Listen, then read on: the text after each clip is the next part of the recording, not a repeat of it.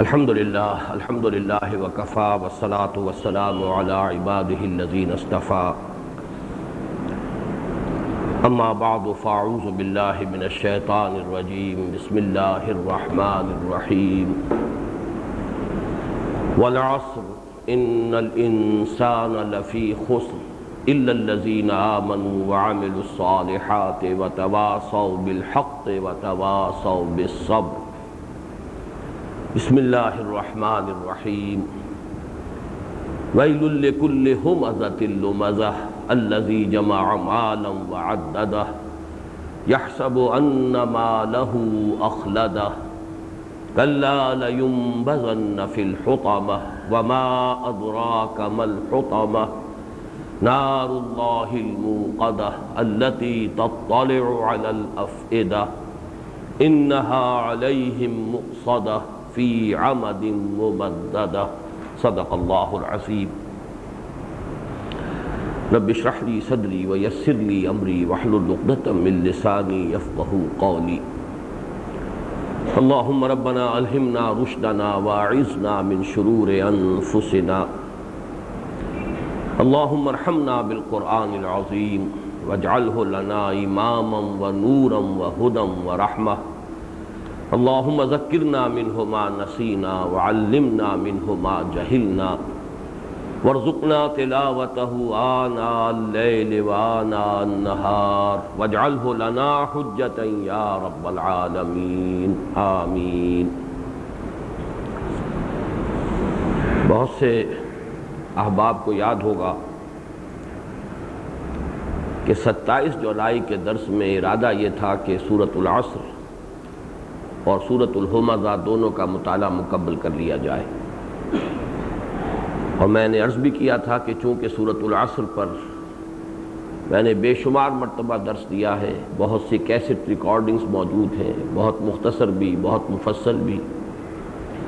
پھر مطالعہ قرآن حکیم کا منتخب نصاب جس کا درس میں نے بارہا مکمل کیا، وہ بھی ایک اعتبار سے سورۃ العصر ہی کا درس ہے، پھر میری 2 تحریریں اس پر موجود ہیں، اس لیے خیال یہ تھا کہ میں اجمالاً سورۃ العصر کا بیان کر کے اور اصلاً 27 جولائی کے درس میں سورۃ الہمزہ کا درس لوں گا، لیکن یہ کہ اللہ تعالیٰ کو منظور نہ ہوا اور ہم 2 پورے درس مختص کر چکے ہیں سورۃ العصر کے بیان کے لیے، اور ابھی آج بھی مجھے چند باتیں مزید اس کے بارے میں عرض کرنی ہیں، لیکن آج امید ہے کہ انشاءاللہ ہم سورۃ العصر کا بیان مکمل کر کے پھر سورۃ الہمزہ کا بھی انشاءاللہ مطالعہ مکمل کر لیں گے۔ سورۃ العصر کے بارے میں جو چند باتیں مجھے مزید عرض کرنی ہیں، ان میں سب سے پہلی بات وہ کہ جس پر پچھلی مرتبہ کا بیان ختم ہوا تھا کہ انسان کی نجات کے جن 4 لوازم کا ذکر ہوا ہے سورہ عصر کی آخری آیت میں، الا الذین آمنوا وعملوا الصالحات وتواصوا بالحق وتواصوا بالصبر، یہ چاروں لازم و ملزوم ہیں، بلکہ صحیح بات یہ ہے کہ اگر ایمان لائے تو اس کے یہ سارے نتائج از خود نکلیں گے، جیسے کہ آم کے درخت کی گٹھلی جو ہے، آم کی گٹھلی، اس میں پورا درخت موجود ہے، اگر گٹھلی صحیح ہے اور اسے زمین صحیح مل گئی جس میں کہ آپ نے اس گٹھلی کو دبایا ہے تو اس سے وہ 2 پتے نکلیں گے، پھر اس کے بعد وہی بڑھ کر ایک تناور درخت بنے گا، اسی میں پھر آم کا جو پھل ہے وہ لگے گا۔ تو ہم کہہ سکتے ہیں کہ اس گٹھلی میں پورا درخت موجود ہے۔ اسی طرح محض ایمان میں بھی یہ سب کچھ موجود ہے، یہ ایمان ہی کے مضمرات ہیں کہ جن کو کھول دیا گیا ہے۔ عام طور پر صرف ایک لفظ کے حوالے سے کھولا جاتا ہے عمل صالح، لیکن یہاں اس کو مزید کھول دیا گیا۔ عمل ہی کے 2 اور پہلو ہیں، حق کا اعلان، حق کی تبلیغ، حق کی وصیت، پھر صبر، خود بھی کرنا، دوسروں کو بھی اس کی تلقین کرنا، جیسے کہ حضرت لقمان کی نصیحت میں جو انہوں نے اپنے بیٹے کو کی، بہت ہی پیاری آیت ہے،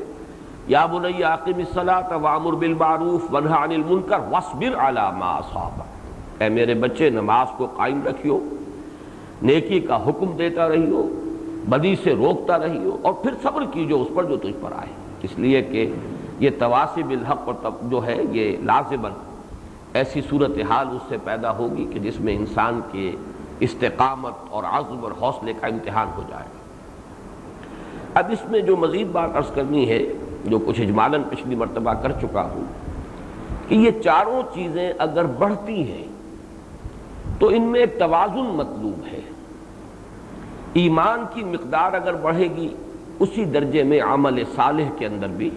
اور نکھار آنا چاہیے، اسی درجے میں نہی عن المنکر امر بالمعروف اس کے اندر بھی ترقی ہونی چاہیے، اسی درجے میں ثابت قدمی، اسی درجے میں صبر و مصابرت اس میں بھی اضافہ ہونا چاہیے۔ گویا کہ جیسے ہم گراف بنایا کرتے ہیں تو اس کی بیس لائن پر اگر آپ ایمان، اس کا لازمی نتیجہ عمل صالح، اس کا لازمی نتیجہ تواصی بالحق، اس کا لازمی نتیجہ تواصی بالصبر، اب آپ ورٹیکل جو اس کا آرم ہے اس پر دیکھیے کہ ایمان اگر بڑھا تو اسی درجے میں عمل صالح بڑھنا چاہیے، اسی درجے میں تواصی بالحق، اسی درجے میں تواصی بالصبر۔ تو اس طریقے سے ایک توازن کے ساتھ ترقی ہو تو یہ تو ہے مطلوب۔ اگرچہ اس میں ایک نقطہ ہے کہ جس کو نوٹ کر لیجئے کہ اللہ تعالیٰ نے طباع مختلف بنائی ہیں۔ جو استاد طبع کا فرق ہے، مزاجوں کا فرق ہے، اس کا تو کسی حد تک لحاظ رکھنا پڑے گا۔ بعض لوگ ہوتے ہیں کہ جن میں غور و فکر کا مادہ زیادہ ہوتا ہے، دروں بین لوگ، انٹروورٹس لوگ، وہ اپنے من میں ڈوب کر پا جا سراغ زندگی، غور و فکر کا مادہ، ان کا زیادہ رجحان ہوگا معرفت کی طرف، علم کی طرف، اور یقیناً ایمان میں ان کی ترقی زیادہ ہوگی، اور اتنا زیادہ معاملہ شاید عمل میں نظر نہ آئے، ہوگا عمل صالح بھی ہوگا، تواصی بالحق بھی ہوگا، تواصی بالصبر بھی ہوگا، لیکن قدر کمی کے ساتھ، اس لیے کہ ان کے مزاج کی افتادگی ہے۔ اس کے برعکس کچھ لوگ ہوتے فعال قسم کے لوگ، ایکسٹروورٹس، بھاگ دوڑ کرنے والے، ملنے جلنے والے، گفتگو کرنے والے، یہ جو لوگ چاق و چوبند ہوتے ہیں، ان کے اندر ہم دیکھیں گے کہ عمل کا پہلو بھی زیادہ ہوگا، تواصی بالحق میں بھی آگے نکلیں گے، تواصی بالصبر بھی ہوگا، شاید وہ معرفت کی گہرائیاں، وہ علم کی اور جو رفتیں ہیں ان سے ان کو اتنی زیادہ مناسبت نہ ہو۔ اس پہلو سے کسی درجے میں کچھ کمی بیشی وہ تو قابل لحاظ ہوگی، اور وہ انسان کی جو اللہ تعالیٰ نے مزاجوں کے اندر فرق رکھا ہے انسانوں کے، اور ان کے افتاد طبع میں جو فرق رکھا ہے جو فطری ہے، اس کو اس حد تک تو انسان کو سمجھنا چاہیے کہ وہ ایک نارمل فینومینن ہے۔ لیکن اگر کوئی گراس امبیلنس ہے، بہت ہی نمایاں قسم کا عدم توازن ہے، کہ فرض کیجئے ایمان اور اپنی ذاتی نیکی جو ہے وہ تو آسمان سے باتیں کر رہی ہے، لیکن حمیت و غیرت حق کا نام و نشان نہیں، اس پر انسان کا خون بھی نہیں کھول رہا کہ ماحول میں کیا ہو رہا ہے۔ اپنی نیکی، اپنی عبادت، اپنی ریاضتیں، اپنا تزکیہ نفس، اس میں تو بہت ہی انسان جو ہے مبالغے تک جا رہا ہے، اس میں شدت ہے، لیکن ماحول میں کیا ہو رہا ہے اس سے کوئی غرض ہی نہیں۔ یہ ایک انتہائی گراس امبیلنس ہے۔ چنانچہ اس کی جو مثال ہے وہ میں چاہتا ہوں کہ جو حدیث نبوی میں آئی ہے، بہت ہی پیاری مثال، اور میں سمجھتا ہوں کہ اس سے زیادہ نمایاں بات ہو نہیں سکتی، اور یہ نبی اکرم صلی اللہ علیہ وسلم کا فرمان ہے، جو کہ افصح العرب ہیں، جن کو اللہ تعالیٰ نے جوامع الکلم سے نوازا ہے۔ حضور فرماتے ہیں کہ اوحى اللہ عز وجل الی جبرائیل علیہ الصلاۃ والسلام ان اقلب مدینہ کذا و کذا باہلھا۔ یہ حدیث بھی میں نے اپنے کتابچے کے آخر میں دی ہوئی ہے۔ حضور فرماتے ہیں کہ اللہ تعالیٰ نے وحی کی حکم دیا حضرت جبرائیل کو کہ فلاں فلاں بستیوں کو اس کے رہنے والوں سمیت الٹ دو، یعنی یہ کہ عذاب استیصال کا حکم ہوا ہے، جیسے قوم لوط کی بستیاں الٹ دی گئیں یا اور دنیا میں دوسری بستیوں پر اس قسم کے عذاب آئے ہیں، الٹ دو۔ قال فقال، حضور نے ارشاد فرمایا کہ اس پر حضرت جبرائیل علیہ السلام نے بارگاہ خداوندی میں عرض کیا، ان فیہا عبدک فلانا لم یعصک طرفۃ عین، پروردگار میں فلاں بستی کو الٹ دوں، اس میں تو تیرا فلاں بندہ بھی ہے جس نے کبھی آنکھ کے ادھر سے ادھر ہو جانے جتنی دیر بھی معصیت میں بسر نہیں کی۔ طرفۃ عین، نگاہ کا ادھر سے ادھر ہو جانا، ہمارے محاورے میں اس کے لیے لفظ ہوگا پلک جھپکنا، پلک جھپکنے جتنی دیر بھی اس نے معصیت میں بسر نہیں کی۔ اب آپ کسی شخص کی ذاتی نیکی کا تصور کیجئے، اس کی ذاتی نیکی، اس کا زہد، اس کا تقوی کس درجے کا ہے کہ حضرت جبرائیل علیہ السلام گواہی دے رہے ہیں، بارگاہ خداوندی میں گواہی دے رہے ہیں، وہاں مبالغے کا بھی کوئی امکان نہیں، جھوٹ تو خیر بہت دور کی بات ہے، جو بات ہے صحیح صحیح ہے، قال صوابا، اللہ کی جناب میں تو کوئی بھی غلط بات کہنے کی ضرورت ہی نہیں کرے گا۔ تو اللہ کی جناب میں حضرت جبرائیل کی گواہی ہے، لم یعصک طرفۃ عین، وہ تو اتنا نیک عابد اور زاہد بندہ ہے کہ اس نے پلک جھپکنے جتنی دیر بھی گناہ میں بسر نہیں کی۔ قال فقال، حضور نے ارشاد فرمایا کہ اس پر اللہ تعالیٰ نے فرمایا اقلبها علیہ وعلیہم، الٹ دو اس بستی کو، اس پر بھی اور ان سب پر بھی، بلکہ اس کو یوں بیان کیا جائے تو غلط نہ ہوگا کہ پہلے اس پر پھر دوسروں پر۔ یہ زیادہ بڑا مجرم ہے، کیوں؟ فَإِنَّ وَجْهَهُ لَمْ يَتَمَعَّرْ فِيَّ سَاعَةً قَطْ، اس لیے کہ اس شخص کا چہرہ کبھی تمتمایا نہیں میری حمیت کی وجہ سے، یعنی اس کے خون نے کبھی جوش نہیں مارا، اس کا خون کھولا نہیں۔ جیسے کہ آپ کو معلوم ہے کہ اگر کوئی آپ کو ماں کی گالی دے جائے، ظاہر بات ہے کہ کمزور سے کمزور انسان بھی اسے برداشت نہیں کرتا، بہت ہی کمزور ہوگا، کچھ نہ کر سکے گا، تب بھی وہ غصے میں کانپے گا، اپنے ہی آپ میں کانپے گا، اس کے چہرے کا رنگ بدل جائے گا۔ کم سے کم اتنی حمیت و غیرت تو ہو۔ اگر یہ جو حمیت اور غیرت ہے اللہ کے لیے، اس کے دین کے لیے اگر نہیں ہے تو اس کا مطلب ہے یہ زیادہ بڑا مجرم ہے، وہ تو غافل ہے، ان کی تو ہماری طرف توجہ ہی نہیں، وہ تو پڑے ہوئے ہیں جہاں جس وادی کے اندر بھی وہ منہ مار رہے ہیں۔ لیکن یہ اتنا نیک، اتنا عابد، اتنا زاہد، اتنا ہم سے لو لگانے والا، ہماری عبادت کے اندر اتنی جان کھپانے والا، اور اس کی بے حمیتی اور بے غیرتی کا اگر یہ عالم ہے تو یہ زیادہ بڑا مجرم ہے دوسروں سے۔ اقلبھا علیہ وعلیہ، اب یہ ہے وہ گراس امبیلنس جسے میں کہہ رہا ہوں، انتہائی نمایاں عدم توازن۔ ایمان، ظاہر بات ہے ایمان ہے تبھی وہ ذاتی طور پر نیک ہے، اپنا تقوی اور اپنی عبادت اور ریاضت اور زہد جو ہے وہ بغیر ایمان کے تو نہیں ہے، لیکن بات وہاں رک گئی۔ وَتَوَاصَوْا بِالْحَقِّ وَتَوَاصَوْا بِالصَّبْرِ، اس کی طرف پیش قدمی نہیں ہوئی۔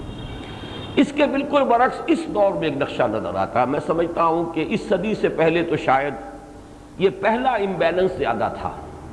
اس لیے کہ ہمارے ہاں خانقاہی نظام، تزکیے کا، تربیت کا، تصوف کا نظام، اس کا بڑا چرچا تھا، لوگ اپنے ذاتی عبادت گزاری میں، تزکیہ نفس میں، زہد میں کافی کچھ دلچسپی رکھنے والے لوگ تھے۔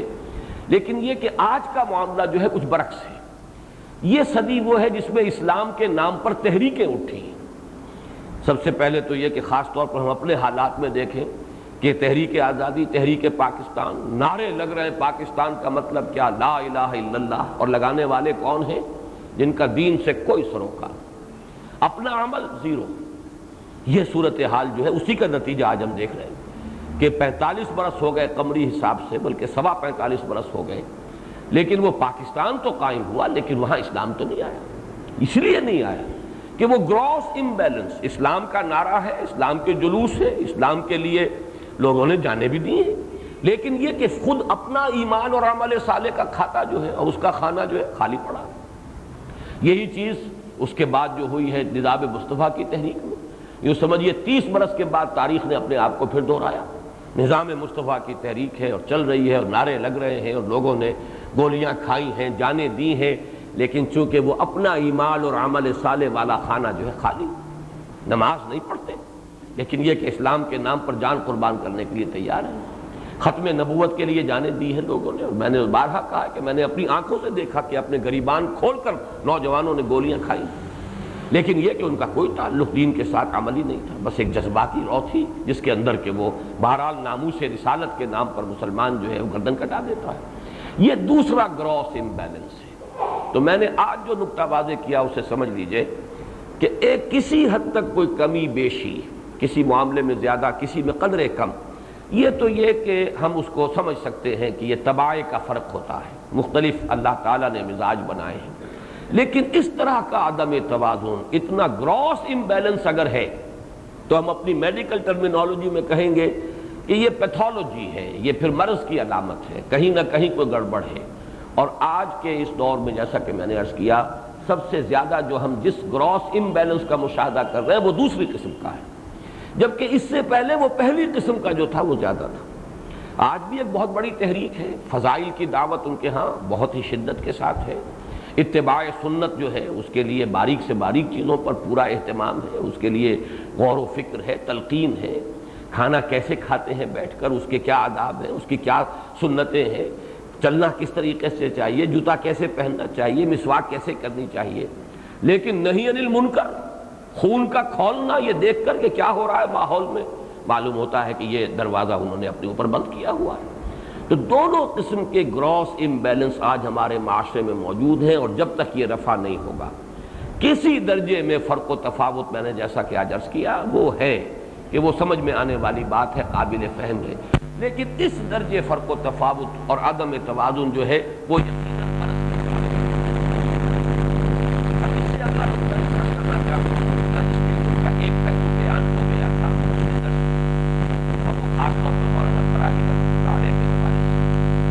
اور وہ یہ کہ تواصی بالحق اور تواصی بالصبر کی بلند ترین منزل کیا ہے؟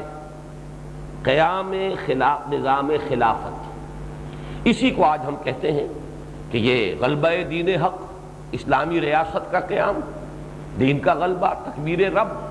کہ وہ نظام قائم ہو جائے کہ جس میں اللہ کی حاکمیت مسلم ہو، شریعت کی بالادستی ہر شے کے اوپر وہ مانی گئی ہو، اور یہ کہ اس میں اللہ کا دین اپنی تمام تفاصیل کے ساتھ، اصول اور فروع کے ساتھ نافذ کر دیا جائے۔ وہ سسٹم آف سوشل جسٹس بھی جو اللہ نے عطا فرمایا اپنے رسول کے ذریعے، اور جس کا عملی نمونہ دنیا نے دیکھا خلافت راشدہ میں، اور وہ قانون شریعت بھی کہ جو اللہ نے عطا فرمایا، جس کے لیے بنیادی جو سورسز ہیں وہ کتاب و سنت ہے، اس کے بعد اجماع ہے، قیاس ہے۔ یہ جو معاملہ ہے یہ تواصی بالحق اور تواصی بالصبر کی آخری منزل ہے، بلند ترین منزل ہے، اور اس کی صحیح نشاندہی کی ہے مولانا فراہی نے، حالانکہ بات بڑی دور کی لگتی ہے کہ سورۃ العصر کی تفسیر میں وہ باقاعدہ ایک فصل کا عنوان بناتے ہیں کہ اس سورہ مبارکہ سے ثابت ہوتا ہے کہ خلافت کا نظام قائم کرنا مسلمانوں پر واجب ہے، اور اس کو اس حد تک آگے لے گئے ہیں کہ چونکہ اس کے لیے اطاعت امیر ضروری ہے، لہذا اطاعت امیر کا نظام قائم کرنا بھی ضروری ہے۔ یہ بہت صحیح بات ہے جو انہوں نے کہی ہے، لیکن اس کے ساتھ ہی میں چاہتا ہوں کہ دوسری طرف بھی آپ دیکھ لیں کہ وہ جو ایمان ہے اس کی بلند ترین منزل کیا ہے۔ اس کو ایک تو ہم اس سے پہلے پڑھ چکے ہیں، جو حدیث جبرائیل کے حوالے سے متعدد مرتبہ اس کا حوالہ آیا ہے، ایمان کی وہ شدت، وہ بلندی، جیسا کہ احسان کی وضاحت کرتے ہوئے حضور نے فرمایا ان تعبد اللہ کأنک تراہ، اس درجے ایمان اور یقین کی کیفیت ہو جائے کہ گویا کہ انسان اللہ کو اپنی آنکھوں سے دیکھ رہا ہے۔ جو سورہ تکاثر جو سورۃ العصر سے پہلے ہے، جس سے حق الیقین کے حوالے سے میں نے بیان کیا، وہاں عین الیقین ہے، علم الیقین، عین الیقین، لیکن یہ کہ حق الیقین وہ ہے، یقین کی وہ کیفیت، چاہے وہ علم کے ذریعے سے حاصل ہو، منطق کے ذریعے سے، قیاس کے ذریعے سے، آثار کے علم کے ذریعے سے، چاہے وہ آنکھوں سے دیکھ کر کسی شے کو حاصل ہو، وہ یقین کی کیفیت کأنک تراہ فإن لم تکن تراہ فإنہ یراک۔ اور اس کے لیے مختلف روایات میں الفاظ مختلف آئے ہیں، ان تعبد اللہ کأنک تراہ، ان تعمل للہ کأنک تراہ، ان تخشى اللہ کأنک تراہ۔ تو اس طرح اللہ سے ڈرے جیسے کہ تو اللہ کو دیکھ رہا ہے، اللہ کی بندگی ایسے کرے جیسے کہ تو اللہ کو دیکھ رہا ہے، اللہ کے لیے ایسے جد و جہد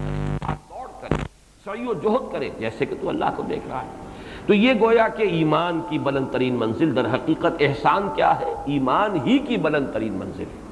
اور اسی کی تعبیر ہمارے اس منتخب نصاب میں جو پہلا حصہ اس کا ہے، جس کا پہلا درس سورۃ العصر ہے،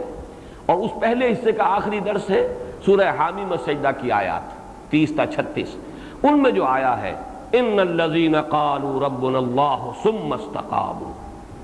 یقیناً جن لوگوں نے کہا ہمارا رب اللہ ہے پھر اس پر جم گئے۔ انسان کا اللہ کی ربوبیت پر جم جانا، دل ٹھک جانا، گویا کہ وہ اسباب و وسائل سے اگرچہ ان اسباب و وسائل کو استعمال کرے گا لیکن اس کا تکیہ ان پر نہیں ہوگا، بھروسہ اسباب و وسائل پر نہیں ہوگا۔ وہ یہ جانے گا کہ میرے لیے چاہے اسباب و وسائل ہے اس دنیا کے اندر، عالم اسباب میں مجھے جینا ہے، اعدوا لہم ما استطعتم، اپنی امکانی حد تک ان وسائل کو جمع بھی کرنا ہے، حاصل کرنا ہے، استعمال کرنا ہے، لیکن تکیہ اور بھروسہ ان پر نہ ہو، صرف اللہ کی ذات پر۔ وہ ہے میرا پالنہار، وہ ہے میرا پروردگار، وہ ہے میرا رازق، وہ ہے میرا محافظ، وہ ہے میرا پرووائڈر۔ ان الذین قالوا ربنا اللہ ثم استقاموا تتنزل علیہم الملائکۃ الا تخافوا ولا تحزنوا وابشروا بالجنۃ التی کنتم توعدون۔ ایک نقطہ جو اور عرض کرنا ہے سورۃ العصر کے بارے میں وہ یہ ہے کہ میرے نزدیک سورۃ العصر قرآن مجید کے مضامین کا ایک بہت ہی جامع انڈیکس ہے، اس لیے کہ قرآن مجید کے کل مضامین کو میں 5 حصوں میں تقسیم کرتا ہوں۔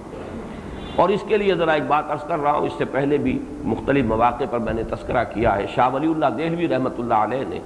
ایک مختصر سا رسالہ ہے ان کا الفاظ الکبیر فی اصول التفسیر، تفسیر قرآن کے اصولوں کو معین کرنے کے لیے ایک بہت جامع تحریر ہے۔ اس میں شاہ صاحب نے قرآن مجید کے مضامین کو 5 عنوانات کے تحت تقسیم کیا ہے۔ اتفاق کی بات یہ ہے کہ میں بھی سورۃ العصر کے حوالے سے 5 ہی عنوانات قائم کر رہا ہوں، لیکن میرے عنوانات میں اگرچہ جسارت کی بات ہے کہ میں شاہ صاحب شاہ ولی اللہ دہلوی رحمۃ اللہ علیہ کی رائے کے مقابلے میں ایک رائے پیش کرنے کی جسارت کر رہا ہوں، لیکن یہ مجھے ہمت اس لیے ہو گئی ہے کہ میں نے اپنی اس رائے کو بیس کیا ہے سورۃ العصر پر۔ شاہ ولی اللہ رحمۃ اللہ علیہ فرماتے ہیں کہ قرآن مجید کے 5 مضامین کیا ہیں؟ علم الاحکام، یہ کرو یہ نہ کرو، اوامر و نواہی، حلال اور حرام۔ نمبر 2 علم المخاصمہ، کہ آپ کو جھگڑا کرنا ہوگا، آپ کو مناظرہ اور مجادلہ کرنا ہوگا، مشرکین سے بھی کرنا ہوگا، منکرین آخرت سے بھی کرنا ہوگا، منافقین سے بھی کرنا ہوگا، یہود سے کرنا ہوگا، نصارہ سے کرنا ہوگا۔ تو علم المخاصمہ، مختلف جو بھی گمراہ طبقے ہیں اور گمراہ جماعتیں ہیں یا فرقے ہیں یا گروہ ہیں، ان کے ساتھ کیسے جھگڑا جائے، ان کے ساتھ کیسے ان کی بات کو غلط ثابت کیا جائے، اور حقیقت کو کا احقاق کیسے ہو، باطل کا ابطال کیسے ہو۔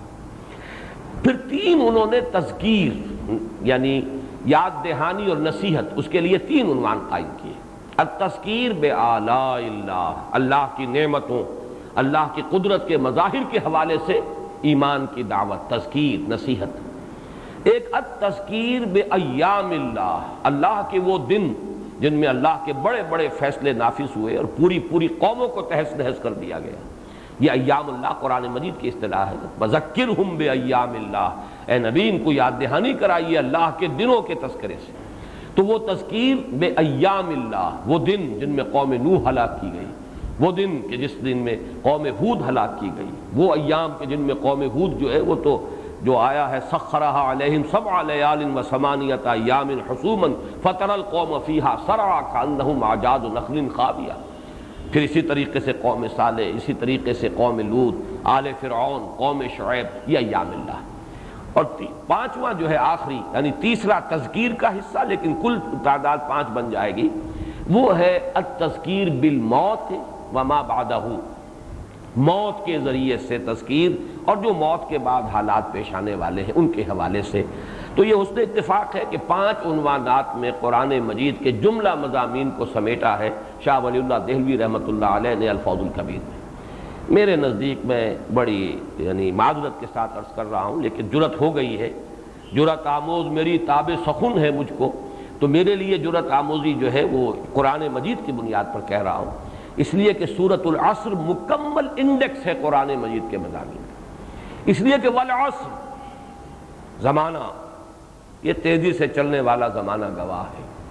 قرآن مجید میں جتنے اقوام کے حالات آئے، جتنے انبیاء کرام کے قصص بیان کیے گئے،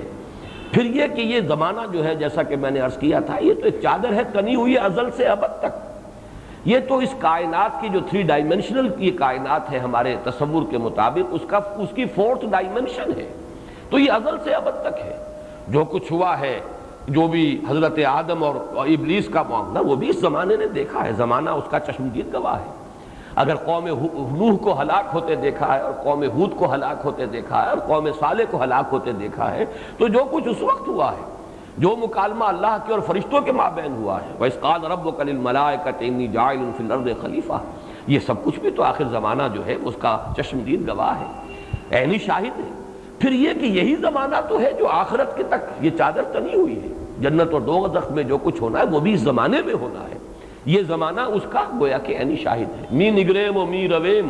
ہم چل رہے ہیں اور دیکھ رہے ہیں۔ یہ جو ستاروں کے بارے میں کہا علامہ اقبال نے، می نگریم و می رویم، ہم چلتے رہتے ہیں اور دیکھتے رہتے ہیں کیا ہو رہا ہے دنیا میں۔ تو یہ زمانہ تو در حقیقت چلتا ہے اور سب کچھ دیکھ رہا ہے۔ تو یہ تمام مضامین والعصر میں موجود ہیں۔ اس کے بعد 4 ہی مضمون رہ گئے، یا ایمان کی بحث ہے، نفیاً بھی اس باتن بھی، ایمان کے خلاف کوئی شے ہے اس کا ابطال کیا گیا ہے، ایمان کے حقائق کا اس بات کیا گیا، اس کے لیے دلائل دیے گئے، شواہد پیش کیے گئے، جس کو کہ شاہ ولی اللہ تذکیر کا نام دے رہے ہیں۔ پھر عمل صالح میں وہ علم الاحکام بھی آ گیا، پھر علم الاخلاق بھی آ گیا، صرف احکام کا معاملہ نہیں ہے۔ انسان کے عمل صالح کی پہلی منزل تو اصل میں وہ انسانی بنیادی اخلاق ہے، سچ بولنا اور وعدہ پورا کرنا اور کمزور پر رحم کھانا، غریب کی مدد کرنا، یہ ساری چیزیں جو بنیادی انسانی اخلاقیات ہیں، یہ تو بیسک مورالٹی ہے۔ مکی صورتوں میں تو آپ کو یہی چیزیں ملتی ہیں، یہ حلال، یہ حرام، یہ فرض، یہ واجب، یہ تو آپ کو مدنی صورتوں میں ملے گا۔ اور مدنی صورتیں جو ہیں وہ 1/3 ہیں قرآن کی، 2/3 مکی صورتیں ہیں۔ ان میں تو یا ایمان کے مضامین ہیں اور یا اخلاق ہے، اور یوں سمجھیے کہ جو عام انسانی اخلاق ہے، جنرل ہیومن مورالٹی۔ اور اس کے بعد پھر تواصی بالحق، اس کی کتنے شعبے ہیں، اس میں دعوت اللہ بھی ہے، ومن احسن قولا ممن دعا الی اللہ، اسی تواصی بالحق میں اللہ کے دین کے غلبے کی جد و جہد بھی ہے۔ سب سے بڑا حق یہ ہے کہ یہ زمین اللہ کی ہے، اس پر اس کی حکومت چلنی چاہیے، اس کا قانون نافذ ہونا چاہیے، اس کی مرضی نافذ ہونی چاہیے، اس سے بڑا حق کون سا ہوگا؟ باقی سارے حقوق تو در حقیقت اس کے تابع ہو جائیں گے۔ وہ جو ہم کہتے ہیں محاورے میں کہ ہاتھی کے پاؤں میں سب کے پاؤں، اسی طریقے سے سمجھیے اس حق میں سارے حقوق آ گئے۔ تواصی بالحق کی بلند ترین منزل کیا ہوگی؟ اللہ کا دین نافذ کرنے کی جد و جہد، جس کو میں ابھی عرض کر چکا ہوں مولانا فراہی کے حوالے سے کہ وجوب قیام نظام خلافت، نظام خلافت کے قیام کا واجب ہونا۔ پھر تواصی بالصبر، اب جنگ میں صبر کرو۔ سورہ جو مدنی صورتوں میں خاص طور پر اس صبر کا تذکرہ بہت زیادہ، اس لیے کہ امتحانات شدید تر جو ہے وہ مکی دور میں ہوئے ہیں، جبکہ جان ہتھیلی پر رکھ کر آنا پڑا میدان میں، گھر بار چھوڑو۔ تو گویا کہ قرآن مجید کے جملہ مضامین کو اگر آپ ایک اس کا انڈیکس بنانا چاہیں تو سورۃ العصر ان کا جامع ترین انڈیکس ہے۔ تمام تاریخی واقعات، ازل اور ابد کے احوال، یہ والعصر۔ پھر ایمان، عمل صالح میں حقوق العباد بھی ہے، حقوق اللہ بھی ہے، بنیادی اخلاقیات بھی ہیں، شریعت کے احکام بھی ہیں، اوامر بھی ہیں، نواہی بھی ہیں۔ تواصی بالحق میں چھوٹی سی چھوٹی بات، چھوٹا سا چھوٹا حق، اس کا بھی اعلان اور اعتراف، اور بڑے سے بڑا حق، اس کا بھی اعلان اور اس کے لیے جان ہتھیلی پر رکھ کر میدان میں آ جانا، اور تواصی بالصبر۔ یہی 5 مضامین ہیں در حقیقت قرآن حکیم کے۔ اسی لیے میں نے عرض کیا تھا کہ یہ سورہ مبارکہ آم کی گٹھلی کے مانند ہے جس میں پورا آم کا درخت موجود ہے۔ یہی وجہ ہے کہ میں واقعتاً پوری طرح قائل ہوں امام شافعی رحمۃ اللہ علیہ کے ان دونوں اقوال کا جنہیں میں نے کوٹ کیا ہے اپنے اس کتابچے میں بھی، اور میں چاہتا ہوں کہ ہمارے ساتھیوں کو یہ عبارتیں حفظ ہو جائیں۔ لو لم ينزل من القرآن سواها لکفت الناس، اگر قرآن میں سوائے اس ایک سورت کے اور کچھ نازل نہ ہوتا تو یہ لوگوں کے لیے کافی تھی۔ لو تدبر الناس هذه السورۃ لوسعتهم، اگر لوگ صرف اس سورت پر تدبر کریں تو یہ ان کے لیے کافی ہو جائے گی۔ کیسے کافی ہو جائے گی اگر یہ تمام قرآن کے مضامین کا احاطہ نہ کر رہی؟ یہ تو در حقیقت سورہ ہود کی جو ابتدائی آیات ہیں ان میں جو بیان کیا گیا کتاب احکمت آیاتہ ثم فصلت من لدن حکیم خبیر، یہ وہ کتاب ہے جس کی آیات پہلے محکم کی گئی، پختہ کی گئی، پھر ان کی تفصیل کی گئی اس ہستی کی طرف سے کہ جو عالم ہے اور خبیر ہے۔ معلوم یہ ہوا کہ یہ سورۃ العصر ہی کی پوری تفصیل ہے قرآن حکیم، اور ہم نے ان دونوں کے مابین اپنے اس قرآنی دعوت کے لیے ایک درمیانی صورت اختیار کی ہے، منتخب نصاب۔ منتخب نصاب کیا ہے؟ پہلے حصے میں سورۃ العصر کے ساتھ 3 اسباق اور جو جامع ہیں، آیہ بر ہے، سورہ لقمان کا دوسرا رکوع ہے، سورہ حمیم السجدہ کی آیات ہیں جن کا ابھی میں نے حوالہ دیا۔ دوسرے حصے میں ایمان کے مباحث، تیسرے حصے میں عمل صالح کے مباحث، انفرادی سے لے کر اجتماعی، ملی زندگی، سیاسی زندگی تک، معاشرتی زندگی، انفرادی انفرادی اخلاق، معاشرتی تعلیمات، یہ سب کی سب، اور پھر ملی سطح پر پھر تواصی بالحق ہے، اس میں جہاد فی سبیل اللہ، اعلاء کلمت اللہ کے لیے، اللہ کے دین کے غلبے کے لیے جد و جہد، پھر تواصی بالصبر ہے۔ یہ 4 حصے درمیان میں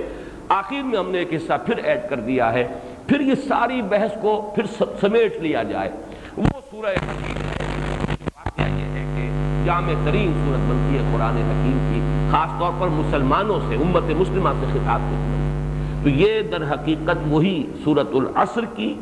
ایک اس کی تفصیل، یہ منتخب نصاب ہے، اسی کی مزید تفصیل، اس لیے کہ وہ تقریباً 2 سوا 2 پارے بنیں گے۔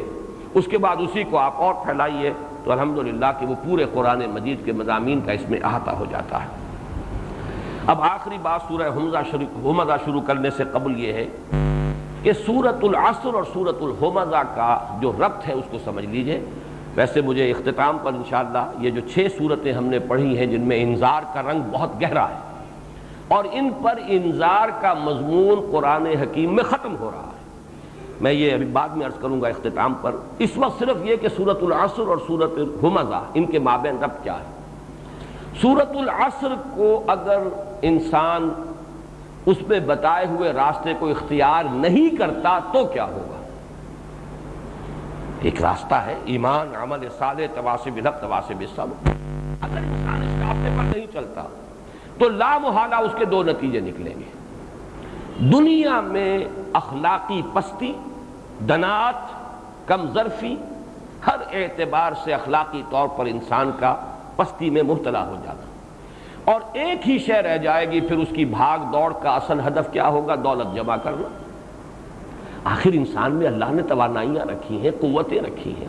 کوئی اگر بلند تر نسب العین سامنے نہیں ہے،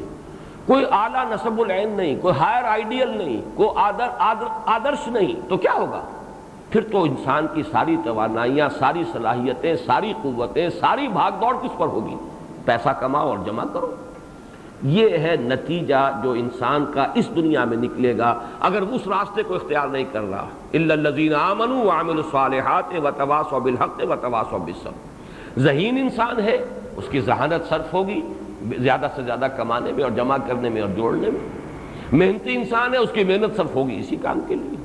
پھر یہ کہ اس میں انسان اخلاقی اعتبار سے تمام اصولوں کو پامال کر جائے گا، اس کی اخلاقی دنات جو ہے وہ انتہا کو پہنچ جائے گی۔ 2 ہی راستے ہیں، یا وہ راستہ اختیار کرو،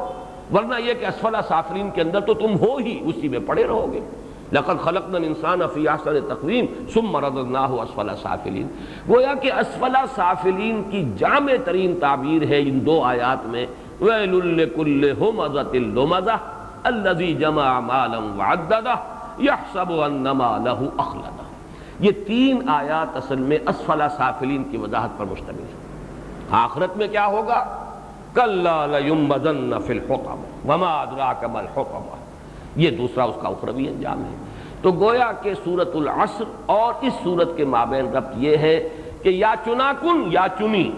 یا تو ادھر چلو ایمان، عمل صالح، تواصی بالحق، تواصی بالصبر، ورنہ تمہارے لیے ایک ہی راستہ ہے، اخلاقی دنات اور پستی، مال کی محبت اور اسی کے لیے اپنی توانائیاں اور صلاحیتوں کو کھپا دینا، اور آخرت میں اس حطمہ میں جھونک دیا جانا جس کی کہ شان بیان ہوئی ہے، نار اللہ الموقدۃ التی تطلع علی الافئدہ۔ اب اس کے بعد آئیے ہم سورہ ہمزہ کا مطالعہ شروع کرتے ہیں۔ ویل لکل ہمزۃ لمزہ، ویل کا لفظ پہلے بھی آیا ہے اور ایک سورہ مبارکہ بھی اس لفظ سے پہلے شروع ہوئی ہے آخری پارے ہی میں، ویل للمطففین الذین اذا اکتالوا علی الناس یستوفون وَإِذَا قَالُوهُمْ أَوْ وَزَنُوهُمْ يُخْسِرُونَ۔ اور یہ نوٹ کر لیجئے کہ مشابہت یہ ہے کہ وہاں بھی انسان کی ایک اخلاقی پستی جو ہے اسی کا ذکر ہے۔ یہ ڈنڈی مارنا حقیر سی ہے، آخر کوئی شخص تول رہا ہے سیر بھر ڈنڈی مارے گا، کتنا اس کے اندر 2 تولے 4 تولے کا نقصان کر دے گا، اتنا ہی ہے نا۔ لیکن اس 2 تولے 3 تولے 4 تولے میں اس نے اپنا ایمان بیچ دیا۔ اس سے زیادہ دنات کوئی ہوگی؟ اگر ناپ رہا ہے 1 سیر دودھ اس کو دینا تھا، 1 سیر نہیں دیا، 15 چھٹانک دے دیا، 15.5 دے دیا، یہ آدھی چھٹانک یا 1 چھٹانک میں اس نے اپنا ایمان بیچ دیا، ثابت کر دیا کہ اس کے اندر ایمان نہیں ہے، یقین نہیں ہے۔ اسے اس بات کا یقین نہیں کہ کوئی دیکھنے والی آنکھ دیکھ رہی ہے، اسے اس بات کا یقین نہیں کہ کہیں جا کر جواب دہی کرنی ہے۔ وَيْلٌ لِّلْمُطَفِّفِينَ الَّذِينَ إِذَا اكْتَالُوا عَلَى النَّاسِ يَسْتَوْفُونَ وَإِذَا كَالُوهُمْ أَوْ وَزَنُوهُمْ يُخْسِرُونَ أَلَا يَظُنُّ أُولَٰئِكَ أَنَّهُمْ مَبْعُوثُونَ لِيَوْمٍ عَظِيمٍ يَوْمَ يَقُومُ النَّاسُ لِرَبِّ الْعَالَمِينَ۔ وہی انداز یہاں ہے، وَيْلٌ لِّكُلِّ ہُمَزَةٍ لُمَزَةٍ۔ لفظ ویل کے بارے میں جو حضرات نوٹ کرتے نوٹ کر لیں، قرآن مجید میں کل 27 مرتبہ آیا ہے یہ، جن میں سے 10 مرتبہ ترجیعی آیت جو ہے سورہ مرسلات کی، ویل یومئذ للمکذبین، ویل یومئذ للمکذبین، 10 مرتبہ وہاں آیا ہے۔ اس لفظ کی جو ہے جو لغوی بحث یہ ہے کہ وے کا کلمہ ہے عربی زبان میں تعسف کے لیے، حسرت کے لیے، وے لکا تمہاری شامت، ہائے حسرت تم پر، تمہارا انجام کتنا دردناک انجام تمہارا ہونے والا ہے۔ تو یہ حسرت، تعسف، یہ در حقیقت اس کے لیے وے ہے۔ وے کاننا یہ قرآن مجید میں آیا ہے کہ وہ جو قارون کا معاملہ تھا سورہ قصص کے آخر میں آیا ہے کہ جس روز وہ اپنی پوری شان و شوکت کے ساتھ نکلا جلوس لے کر، تو بنی اسرائیل کے بہت سے لوگوں نے کہا کاش کہ ہمیں بھی ایسا ہی کچھ ہوتا، ایسی ہی دولت ہمیں ملی ہوتی، یہ عزت، یہ وجاہت۔ لیکن یہ کہ اس کے بعد جب وہ ہلاک ہوا ہے تو وَإِ كَانَ، اس کے بعد انہوں نے کہا کہ ہائے ہلاکت اس پر، اللہ کا فضل ہوا ہم پر کہ ہمیں اللہ نے ان چیزوں سے نہیں نوازا، ورنہ آج ہم بھی دسے ہوتے۔ اسی طرح یہ لفظ آیا ہے سورہ احقاف میں وَيْلَكَ آمن، تقابل کیا گیا ہے۔ ایک تو وہ نوجوان ہے کہ جب وہ اپنی عمر کی پختگی کو پہنچتا ہے، حتی اذا بلغ شدہ وبلغ 40 سنة قال رب اوزعنی ان اشکر نعمتک التی انعمت علی وعلی والدی وان اعمل صالحا ترضاہ۔ ایک تو وہ ہے کیفیت، اور ایک وہ ہے کہ جو کہتا ہے اپنی جوانی کو پہنچ کر اپنے مسلمان اور مومن والدین سے، یہ کیا آپ نے ڈھکوسلے اللہ آخرت، یہ حلال حرام کی کیا آپ نے بنا رکھی ہیں، میں تو ان میں سے کسی چیز کو نہیں مانتا۔ تو وہ پھر اب اللہ سے استغاثہ کرتے ہیں والدین، ویلک آمن، ہائے تیری شامت، ایمان لا، کدھر جا رہا ہے؟ تو یہ وے کا کلمہ جو ہے یہ آتا ہے اصل میں تعسف، حسرت، کسی کی شامت پر انسان کو جو دکھ ہوتا ہے، شامت اعمال جو نظر آ رہی ہے۔ تو یہ وے لکا، اس کا مخفف ہو گیا ویل، وے لکا، اس میں سے کاف جو ہے یہ نکل گیا ہے تو ویل کا لفظ بنا ہے۔ یہ اس کی جو ہے اس کی لغوی شرح۔ باقی یہ کہ اس کا یہ بھی بیان کیا گیا ہے کہ یہ ویل جو ہے یہ جہنم کی ایک ایسی وادی ہے جس کا عذاب شدید ترین ہے، جس سے کہ خود جہنم پناہ مانگتی ہے۔ بہرحال یہ بھی ہو سکتا ہے، لیکن جہاں تک لفظ کا تعلق ہے وہ تو الاعتبار لعموم اللفظ والی بات جو ہے تو اس کا یہی ہے کہ تباہی، ہلاکت، بربادی، افسوس، شامت، ویل لکل ہمزۃ لمزہ، ہلاکت ہے، بربادی ہے، تباہی ہے ہر ہومزہ اور لومزہ کے لیے۔ پہلے تو یہ نوٹ کیجئے کہ ہومزہ، لومزہ اور اگلا ایک اور لفظ آ رہا ہے حطمہ، یہ ایک ہی وزن پر ہے فعلہ۔ یہ فعلہ کا وزن جو آتا ہے عربی زبان میں یہ مبالغے کا صیغہ ہے جس میں کثرت کا ایک انداز ہے، کثرت سے کوئی کام کرنے والا جس کی کہ عادت ثانیہ بن جائے۔ ایک یہ ہے کہ کوئی کام برا کام ہے، کبھی آپ سے ہو گیا، کبھی غفلت میں، نادانی میں، کبھی ان گارڈڈ مومنٹس ہوتے ہیں کہ انسان پوری طرح چوکس نہیں ہوتا، جذبات کی رو میں کہیں بہہ گیا۔ ایک یہ کہ کوئی شے انسان کی عادت ثانیہ بن جائے، اس کے مزاج کا جز بن جائے۔ یہی انداز ہے اصل میں اس حدیث میں بھی کہ جس میں حضور صلی اللہ علیہ وسلم نے منافق کی 4 نشانیاں بیان کی ہیں، یا 3 نشانیاں، ایک حدیث میں 3 آئی ہے، ایک میں 4 ہیں۔ لیکن اس میں بھی یہ نہیں ہے کہ بس جس کسی نے جھوٹ بولا وہ منافق ہو گیا، بلکہ یہ کہ جب بولے جھوٹ بولے، اذا حدث کذب واذا وعد اخلف واذا اؤمن خان واذا خاصم فجر، یعنی مزاج یہ بن جائے، طبیعت ثانیہ یہ بن جائے، اس کا انسان خوگر ہو جائے، جب بولے جھوٹ بولے، جب وعدہ کرے خلاف ورزی کرے، جب امین بنایا جائے خیانت کرے، جب کہیں اختلاف ہو جائے، جھگڑا ہو جائے تو فوراً آپے سے باہر ہو جائے، زبان بھی کنٹرول سے باہر گالم گلوچ پر اتر آیا، اور انسان جو ہے وہ ہاتھا پائی پر اتر آیا۔ یہ ساری علامتیں جو ہیں جن میں یہ 4 علامتیں حضور نے فرمایا وہ کٹر منافق۔ لیکن یہاں بھی سمجھ لیجئے جن کی کہ یہ عادت ثانیہ بن چکی ہو، کبھی کسی سے کوئی وعدہ خلافی ہو گئی، کوئی سبب ہو گیا، کوئی ایسی غفلت ہو گئی، وہ بات نہیں۔ اسی طرح ہو مزہ، لو مزہ، یہ فعلا کے وزن پر کثرت کے ساتھ جن کے اندر یہ 2 چیزیں پائی جائیں۔ اچھا، اس سے مراد کیا ہے؟ حمز اور لمس، یہ دونوں الفاظ قریب المعنی بھی ہیں، ان کے مفہوم کے معین کرنے میں متضاد آراء بھی ملتی ہیں۔ امام راضی نے جمع کیا ہے، بہت سے اقوال دیے، لیکن میں صرف 4 اقوال آپ کو سنا رہا ہوں جو انہوں نے نقل کیے ہیں۔ حضرت ابن عباس رضی اللہ تعالیٰ عنہما سے ایک روایت یہ ہے کہ حمز کے معنی ہے کسی کی غیر موجودگی میں اس کی برائی بیان کرنا، یعنی غیبت، اور لمس کے معنی ہے رو در رو عیب چینی کرنا، کسی کی عزت پر حملہ کرنا۔ حمز کا جو اصل مادہ ہے اس کا مفہوم ہے کسر، توڑنا، کسی کی عزت کو توڑنا، مجروح کرنا، کسی کی عزت پر حملہ کرنا، یہ ہے اصل میں اس لفظ کا جو اصل مفہوم لغوی ہے۔ لیکن یہ کہ حمز وہ ہے کہ جو غیبت، کسی کی غیر موجودگی میں آپ نے اس کی عزت پر حملہ کر دیا،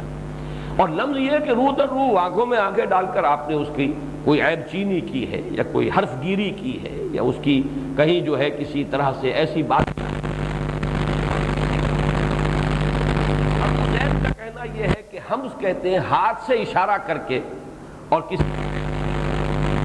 جبکہ لمز ہے زبان سے علانیہ طور پر کسی کی برائی بیان کرنا۔ ابو العالیہ کا قول نقل کیا امام راضی نے کہ حمز ہے روح در روح، اب یہ برعکس ہے، یہ جو ابن عباس رضی اللہ تعالیٰ عنہما سے جو بات کرتے ہیں یہ برعکس ہے کہ حمز ہے روح در روح کسی کی برائی کرنا، اور لمز ہے پیٹھ پیچھے کسی کی برائی کرنا۔ ایک اور رائے دی ہے کہ ایک ہے جہرن، بلند آواز سے کسی کی برائی کرنا، یہ ہے حمز، اور سرن، خفیہ طور پر کسی کی برائی کرنا اور کسی کی عزت پر حملہ کرنا، کسی کے ناموس پر حملہ آور ہونا، یہ گویا کہ یہ ساری چیزیں جمع کر کے بڑا پیارا جملہ امام راضی کا میں آپ کو سنا رہا ہوں۔ فَاعْلَمْ أَنَّ جَمِيعَ هَٰذِهِ الْوُجُوهُ مُتَقَارِبَةً رَاجِعَةً إِلَىٰ أَصْلٍ وَاحِدٍ وَهُوَ الطَّعْنُ وَإِظْهَارُ الْعَيْبِ۔ یہ ساری آراء میں نے تو صرف 4 سنائی ہیں آپ کو، اور بھی انہوں نے ذکر کی، لیکن یہ تمام چیزیں وہ کہتے ہیں جمع ہوتی ہیں ایک بات، اور وہ ایک بات کیا ہے؟ لوگوں کی عزت پر حملہ آور ہونا تان کی صورت میں اور ان کے کسی عیب کو ظاہر کرنا، یہ لوگوں کی عزت پر حملہ آور ہونا، ان کی عزت کو توڑنا پھوڑنا، کسر جو ہے اس کا لفظ میں نے مفہوم بیان کیا ہے۔ اور پھر اس میں 5 صورتیں بیان کی ہیں۔ ایک تو یہ کہ یہ کام جان بوجھ کر بھی ہوتا ہے اور ایسے ہی بے جانے بوجھے غیر ارادی طور پر۔ جان بوجھ کر کیوں کرتا ہے آدمی کسی کی عزت پر حملہ؟ اس میں حسد، کینہ، حسد اور کینہ اور بغض جو ہے وہ انسان کو آمادہ کرتا ہے کہ دوسرے شخص کی عزت کرتا ہے۔ اور بے جانے بوجھے بھی جیسے تبسم میں، استہزاء میں، لائٹ موڈ میں، جیسے ہم کہتے ہیں کہ لائٹ موڈ کی بات کی، یہ بھی اگر کوئی ہوتا ہے کسی کی عزت پر حملہ، چاہے شعوری ہو چاہے غیر شعوری ہو، اس کی بنیاد میں تکبر، آدمی اپنے آپ کو کوئی بڑی شے سمجھ رہا ہوتا ہے تبھی کسی کے عیب اس طریقے سے نمایاں کرتا ہے،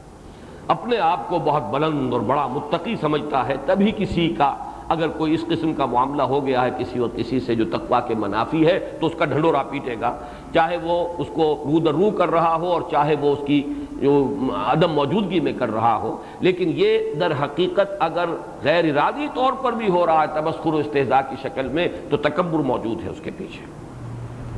نمبر 2، یہ حاضر کے لیے بھی ہو سکتا ہے، غائب کے لیے بھی ہو سکتا ہے، جیسے کہ آج کل بارہا میں نے سورہ حجرات کا درس دیتے ہوئے عرض کیا ہے کہ آج کل تو سب سے زیادہ لذیذ ڈش جو ہوتی ہے وہ آپ کھانے پر بیٹھے ہوئے ہیں تو جو بھی کھانے جو آپ کے میزبان نے سرو کیے ہیں ان سب سے زیادہ لذیذ ڈش جو ہوتی ہے وہ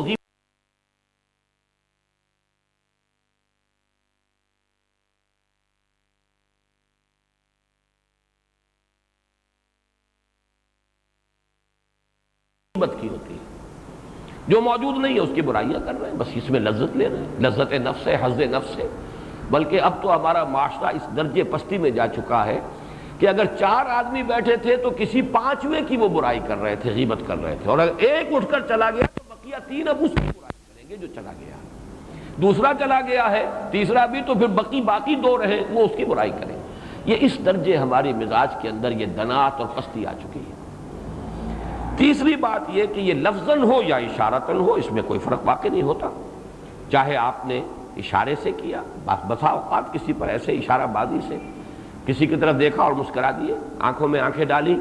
کسی اور کی طرف دیکھا اور پھر اپنے کسی ساتھی کی طرف دیکھ کر مسکرا دیے، دیکھو اس کو، اس کا کیا حال ہے۔ یہ بھی در حقیقت تمام چیزیں جو ہے یہ انسان کی عزت نفس کے اوپر حملہ کرنے والی ہیں۔ اور پھر یہ کہ یہ انسان کے دین و اخلاق کے بارے میں بھی ہو سکتا ہے اور اس کی شکل و صورت وضاقتہ اس کے اوپر بھی ہو سکتا ہے۔ دین و اخلاق کے معاملے میں کہیں کوئی آپ نے طعن کیا، کوئی استہزاء کیا، اس کا کوئی عیب ظاہر کیا، یا یہ کہ اس کی شکل و صورت ہے، اس کی وضاقتہ ہے، کوئی اور اس طرح کے معاملات ہیں، ان تمام کو پھر امام راضی لکھتے ہیں وَكُلُّ ذَلِكَ دَاخِلٌ تَحْتَ النَّهْيِ وَالزَّجْرِ، یہ تمام چیزیں اس نہی اور زجر میں داخل ہیں جو یہاں پہ وَيْلٌ لِكُلِّ ہُمَزَةٍ لُمَزَةٍ، یہ جو بہت ہی جامع الفاظ آئے ہیں۔ علامہ آلوسی نے اس کو اس طرح بیان کیا ہے کہ الحمز الکسر واللمز الطعن، کسر کہتے ہیں توڑنے کو، کسی کی عزت پر حملہ کرنا، اس کی عزت کو مجروح کرنا، اور لمز تانا دینا، کسی کو تانا عام طور پر روح در روح ہوتا ہے۔ گویا کہ جو حضرت ابن عباس رضی اللہ تعالیٰ عنہما کی رائے ہے اسی کو امام آلوسی نے اختیار کیا ہے۔ پھر یہ کہ اس میں ویل لکل ہمزۃ لمزہ میں ایک رائے تو یہ ہے کہ معین کوئی شخص یہاں مراد ہے، اور معین اشخاص جو ہیں، ہم جو صورتیں پڑھتے چلے آ رہے ہیں سورہ نون میں بھی، پھر سورہ مدثر میں بھی ولید بن مغیرہ کا تذکرہ قرآن مجید میں بار بار ہوا ہے، اور سورہ نون میں یہ تمام الفاظ اس کے لیے آئے ہیں وَلَا تُطِعْ كُلَّ حَلَّافٍ مَّهِينٍ حَمَّازٍ مَّشَّاءٍ بِنَمِيمٍ مَّنَّاعٍ لِّلْخَيْرِ مُعْتَدٍ أَثِيمٍ عُتُلٍّ بَعْدَ ذَلِكَ زَنِيمٍ۔ تو یہ جو اس کی جو تمام اس کی جو سیرت کا ایک نقشہ کھینچ دیا گیا ہے، یہ تمام عیب اس کے اندر موجود تھی۔ اخنس ابن شریق بھی حضور کے مخالفین میں سے کچھ اسی کردار کا اور اسی طرح کی شخصیت کا حامل شخص تھا، لیکن یہ کہ تقریباً اجماع مفسرین کا یہ ہے کہ یہاں کوئی معین شخص مراد نہیں ہے، بلکہ یہ تو اصل میں دنات، انسان کی کم ظرفی کی ایک کیفیت ہے کہ جو پیدا ہو جاتی ہے۔ جب اعلیٰ نسب العین نہیں ہوگا تو کہیں تو آپ کی کا وقت لگے گا نا، آخر کسی کام میں آپ کی توجہات کسی کام میں تو صرف ہوں گی۔ اگر کوئی اعلیٰ مقصد نہیں، اس کے لیے جد و جہد نہیں، تو کہیں نہ کہیں پستی کے اندر گریں گے، اور یہ پستی جو ہے انسان کی کم ظرفی اور دنات طبع کا سب سے بڑا مظہر یہ ہے کہ انسان دوسروں کی عزت پر حملہ آور ہو۔ اس کے ضمن میں آپ کو ایک بڑا پیارا شعر ہے جگر مراد آبادی کا، وہ نظم ان کی ویسے تو پوری نظم ہی بہت عمدہ، بیدار عزائم ہوتے ہیں، اسرار نمایاں ہوتے ہیں، جتنے وہ ستم فرماتے ہیں سب عشق پہ ایسا ہوتے ہیں، اور جو حق کی خاطر جیتے ہیں مرنے سے کہیں ڈرتے ہیں جگر، جب وقت شہادت آتا ہے دل سینوں میں رقصاں ہوتے ہیں۔ اسی میں ایک بڑا پیارا شعر ہے کہ رندوں نے جو چھیڑا زاہد کو، ساقی نے کہا کس طنز سے آج، اوروں کی وہ عظمت کیا جانے کم ظرف جو انسان ہوتے ہیں۔ میں سمجھتا ہوں کہ یہ دوسرا مصرع جو ہے یہ بالکل صحیح تعبیر کر رہا ہے، ہمزہ لمزہ، ویل لکل ہمزۃ لمزہ، اوروں کی وہ عظمت کیا جانے کم ظرف جو انسان ہوتے ہیں۔ ایک انسان اگر خود صاحب ظرف ہے، دوسرے کی بھلائی پر نگاہ رکھے گا، دوسرے کے خیر کو دیکھے گا، اس کا ذکر کہیں خیر سے کرے گا،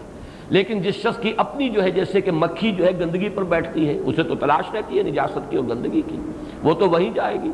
اسی طرح جن کی اپنی شخصیت کے اندر یہ دنات اور پستی آ جاتی ہے، وہ پھر لوگوں کی عیب چینی،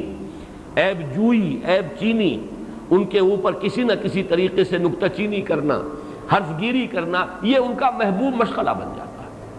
ویل لکل ہمزہ الذی جمع مالا وعددہ۔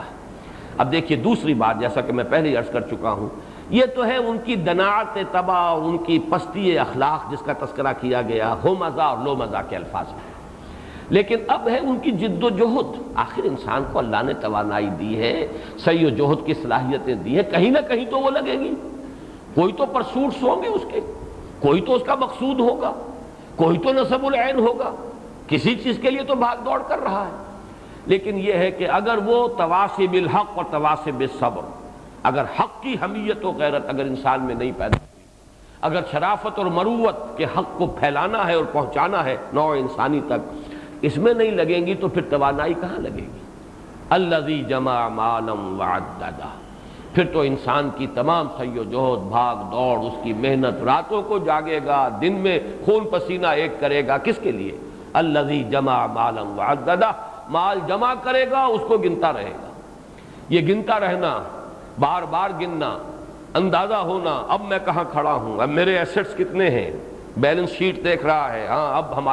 ہمارے فکسڈ ایسٹس اتنے بڑھ گئے ہیں اور ہماری لیکوڈیٹی جو ہے وہ اتنی زیادہ ہو گئی ہے، وغیرہ وغیرہ۔ یہ ہے وہ ذہنیت، دو چیزوں سے مرکب ایک پوری انسانی شخصیت کا حیول آ گیا۔ اس کی پستی طبع اس درجے کہ مکھی کی طرح گندگی پر بیٹھے گا، اور انسانوں کی عزت پر حملہ آور ہونا اس کا محبوب مشغلہ بن جائے گا۔ اور نمبر دو، اس کی سعی و جہد، بھاگ دوڑ، الذی جمع مالا وعددا، مال جمع کرے گا اور اس کو گنے گا، گنتی کرے گا، حساب کرتا رہے گا، اسی سے اس کے دل کی کلی کھلے گی، اسی سے خوشی اس کو حاصل ہوگی، مسرت حاصل ہوگی تو اس سے ہوگی کہ اب میرے پاس اتنا مال جمع ہو گیا، میرے ایسٹس اتنے بڑھ گئے۔ تیسری آیت جو ہے یہ ایک بڑی گہری نفسیاتی حقیقت کو بیان کر رہی ہے، جیسا کہ میں نے عرض کیا سورۃ التکاثر، الہاکم التکاثر، بڑی گہری نفسیاتی حقیقت ہے۔ اسی طرح جیسے کہ میں عرض کر چکا ہوں سورۃ العادیات، اس میں بھی وہ نفسیاتی کیفیت بیان ہوئی ہے، ناشکرا پن انسان کا، وہ گھوڑے ہی کو دیکھے کہ کس طرح وہ اس کی وفاداری جو ہے اس میں اپنی جان دے دیتا ہے، تو انسان کو اندازہ ہو جائے گا کہ واقعتاً انسان اپنے رب کا بہت ہی ناشکرا ہے۔ ان الانسان لربہ لکنود، یہ ایک تیسری حقیقت ہے نفسیاتی جو یہاں آ رہی ہے۔ دولت سے اتنی انسان کو محبت کیوں ہو جاتی ہے؟ دولت کے ساتھ اتنا قلبی تعلق کیوں ہو جاتا ہے؟ دولت کا انسان اتنا پجاری کیوں بن جاتا ہے؟ یحسب ان مالہ اخلدہ، وہ سمجھتا ہے کہ اس کا مال اسے ہمیشگی عطا کر دے گا، یا اس کے مال نے اسے ہمیشگی عطا کر دی۔ انسان کی جو نفسیات ہیں اس میں ایک بڑی دبی ہوئی خواہش ہے، ہر انسان کو معلوم ہے مجھے مرنا ہے، ایک وقت آئے گا میں نہیں ہوں گا، لیکن انسان کے اندر خلود کا ایک جذبہ ہے، رہنا چاہتا ہے باقی۔ یہ جو باقی رہنے کا جذبہ ہے، یہی آپ دیکھیے کہ انسان کی اندر جو اولاد کی طلب ہے وہ اسی لیے ہے۔ یہ کنٹینیوٹی ہے انسان کے وجود کی، یہ ریپروڈکشن، بقائے نسل، اس سے میرا نام زندہ رہے گا۔ یہی وجہ ہے کہ ہمارے ہاں اولاد نرینہ کی خواہش زیادہ ہوتی ہے، کہ اس لیے کہ نام تو آدمی کا چلتا ہے تو بیٹے سے چلتا ہے، انسان کا نسب جو ہے وہ تو باپ دادا کا معاملہ جو ہے وہ تو اولاد جو نرینہ ہے اس سے چلتی ہے۔ اسی لیے یہ انتہائی، اور یہی دلیل قرآن نے استعمال کی ہے کہ اللہ تعالیٰ کے شایان شان ہی نہیں ہے، وَمَا يَنبَغِي لِلرَّحْمَٰنِ أَن يَتَّخِذَ وَلَدًا، اللہ کے تو شایان شان ہی نہیں ہے کہ وہ کسی کو بیٹا بنائے، اس کی ضرورت تو تمہیں ہے، تمہیں موت آنی ہے، تمہیں معلوم ہے کہ تمہیں ختم ہو جانا ہے، ایک وقت آئے گا کہ تم نہیں ہوگے، جہاں پیشتر کے بانگ برآید فلاں نہ مان، آج نہیں رہا وہ جو کل تک تھا اب نہیں ہے، فلاں نہ مان، وہ وقت جب آئے گا میری اولاد ہوگی، میرا بیٹا ہوگا، میرا نام چلے گا۔ یہ بھی در حقیقت وہی خلود کہ بقا ہو، انسان کو حاصل ہو، اس کا نام جو ہے باقی رہے، اس کا ایک سیٹسفیکشن اور اس کی جو ایک تسکین حاصل ہوتی ہے وہ حاصل ہوتی ہے اس جذبے سے کہ اس کا ایک نسلی تسلسل برقرار رہے۔ یہی جذبہ ہے کہ جو مال کے جمع کر کے، اور پھر اس کے مختلف اس کے بظاہر ہوتے ہیں، بڑی بڑی عمارتیں انسان بناتا ہے، یہ یادگار رہے گی، میرے نام کے حوالے سے یاد کیا جائے گا، یہ پیرامڈز، یہ اتنے بڑے بڑے مقبرے بنا دیے گئے، کس لیے؟ نام یاد رہے کہ فلاں شہنشاہ اور فلاں فرعون اس کی یہ عظمت تھی، یہ تاج محل یاد رہے، محبت جو ہے شاہ جہاں کو جو اپنی بیگم سے تھی وہ محبت جو ہے اس کا دنیا میں تذکرہ باقی رہے، یہ خلود ہی کا وہ جذبہ ہے۔ چنانچہ اس کے لیے میں اس وقت ایک تو آپ کو قرآن مجید ہی کا ایک دوسرا مقام ہے اس کی طرف حوالہ دے رہا ہوں۔ یہ سورہ شعراء میں آیات آئی ہیں، أَتَبْنُونَ بِكُلِّ رِيعٍ آيَةً تَعْبَثُونَ وَتَتَّخِذُونَ مَصَانِعَ لَعَلَّكُمْ تَخْلُدُونَ، یہ حضرت ہود علیہ السلام نے جو اپنی قوم کو ملامت کی تھی، قوم عاد کو، انہوں نے بڑے اونچے اونچے ستون بنائے تھے، ارم ذات العماد التي لم يخلق مثلها في البلاد، وہ انہوں نے بڑی بڑی عمارتیں بنائی تھی، اور اس میں یہ کہ ہر اونچان کے اوپر، جیسے کہیں اشوک کی لاٹیں آپ دیکھتے ہیں، لاٹ کھڑی ہے ہر اونچی اونچی جگہ پر، اگرچہ بہرحال اس نے تو اسے استعمال کیا تھا اپنی اخلاقی تعلیمات، اپنے فلسفے کو دنیا میں پھیلانے کے لیے، باقی رکھنے کے لیے، لیکن یہ بڑی بڑی یادگاریں جو تعمیر ہوتی کس لیے ہوتی؟ اتبنون بکل رین آیۃ تعبثون، بیکار بے مقصد ہر اونچی جگہ پر ایک بہت بڑی نشانی کھڑی کر دی۔ اور یہ حسن اتفاق کہیں، سوء اتفاق کہیں کہ آج جب ہم اس مضمون پر آئے ہیں، ہمارے ملک میں بھی ایک بہت بڑی عبث حرکت ہو رہی ہے، کروڑ ہار روپے خرچ ہو جائیں گے باب پاکستان کی تعمیر پر۔ کیا اس سے بھلا ہوگا؟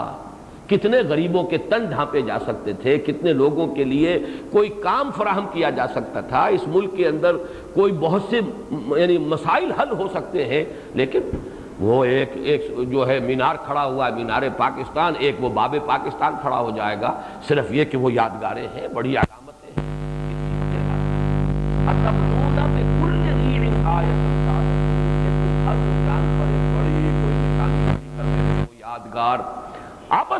بیکار ہے، لا حاصل ہے، کس چیز میں اپنی دولت خرچ کر رہے ہو؟ یہ ہے حضرت ہود علیہ السلام کا قول، انہوں نے اپنی قوم کو ملامت کرتے ہوئے فرمایا وَتَتَّخِذُونَ مَصَانِعَ لَعَلَّكُمْ تَخْلُدُونَ۔ مصنع جو ہے یہ صنعت سے ہے، بنی ہوئی کوئی شے، عام طور پر سمجھا گیا اس سے مراد صرف عالی شان محل ہے۔ عالی شان محل ہی نہیں بلکہ بہت صحیح ترجمہ کیا حضرت شیخ الہند رحمۃ اللہ علیہ نے، تم کاریگریاں کرتے ہو، بڑی بڑی کاریگریاں، مصنع تو مصنوعات بنانے والی چیزیں، بڑی بڑی چیزیں بناتے ہو، اس میں محل بھی آ گئے۔ الحمرہ ہے، الحمرہ بنا ہوا عالی شان محل، لیکن یہ کہ وہ الحمرہ میں رہنے والے تو نہیں رہے، صرف یہ کہ ان کے حوالے سے ان کا نام ہے وہ باقی رہ گیا ہے۔ تو اسی کے حوالے سے کہا گیا تتخذون مصانع، یہ ساری چیزیں تم بناتے ہو کس لیے؟ لعلکم تخلدون، اور اس میں مفہوم یہ لیا گیا کانکم تخلدون، تمہارے اس طرز عمل سے ایسا معلوم ہوتا ہے کہ شاید تمہارا یہ گمان ہے کہ تم ہمیشہ رہو گے۔ یہ در حقیقت تمہاری جو غلط فہمی ہے، وہ وقت آئے گا زمانے کی ایک کروٹ ہوگی، تمہارا نام ہوگا۔ یہ ہے اصل میں اس آیہ مبارکہ کا حاصل، یحسب ان مالہ اخلدہ۔ اس کے ضمن میں ایک آپ کو انگریزی ادب کی عبارت بھی بتانا چاہتا ہوں، اس لیے کہ ہائر لیول پر جا کر یہ ساری چیزیں دنیا کے اندر، یہ حقائق جو نفسیاتی حقائق ہیں، جیسا کہ پچھلی مرتبہ میں نے غالب کے 2 اشعار کے حوالے سے انسانی المیہ بیان کیا اور اپنے کتاب میں بھی دیا ہے۔ قید حیات و بند غم اصل میں دونوں ایک ہیں، موت سے پہلے آدمی غم سے نجات پائے کیوں؟ اور اب تو گھبرا کے یہ کہتے ہیں کہ مر جائیں گے، اور مر کے بھی چین نہ پایا تو کدھر جائیں گے؟ وہ ہے کلائمیکس، یا ایھا الانسان انک کادح الی ربک کدحا فملاقیہ۔ کہاں ہے وہ عبارت؟ وہ لگا دو ذرا۔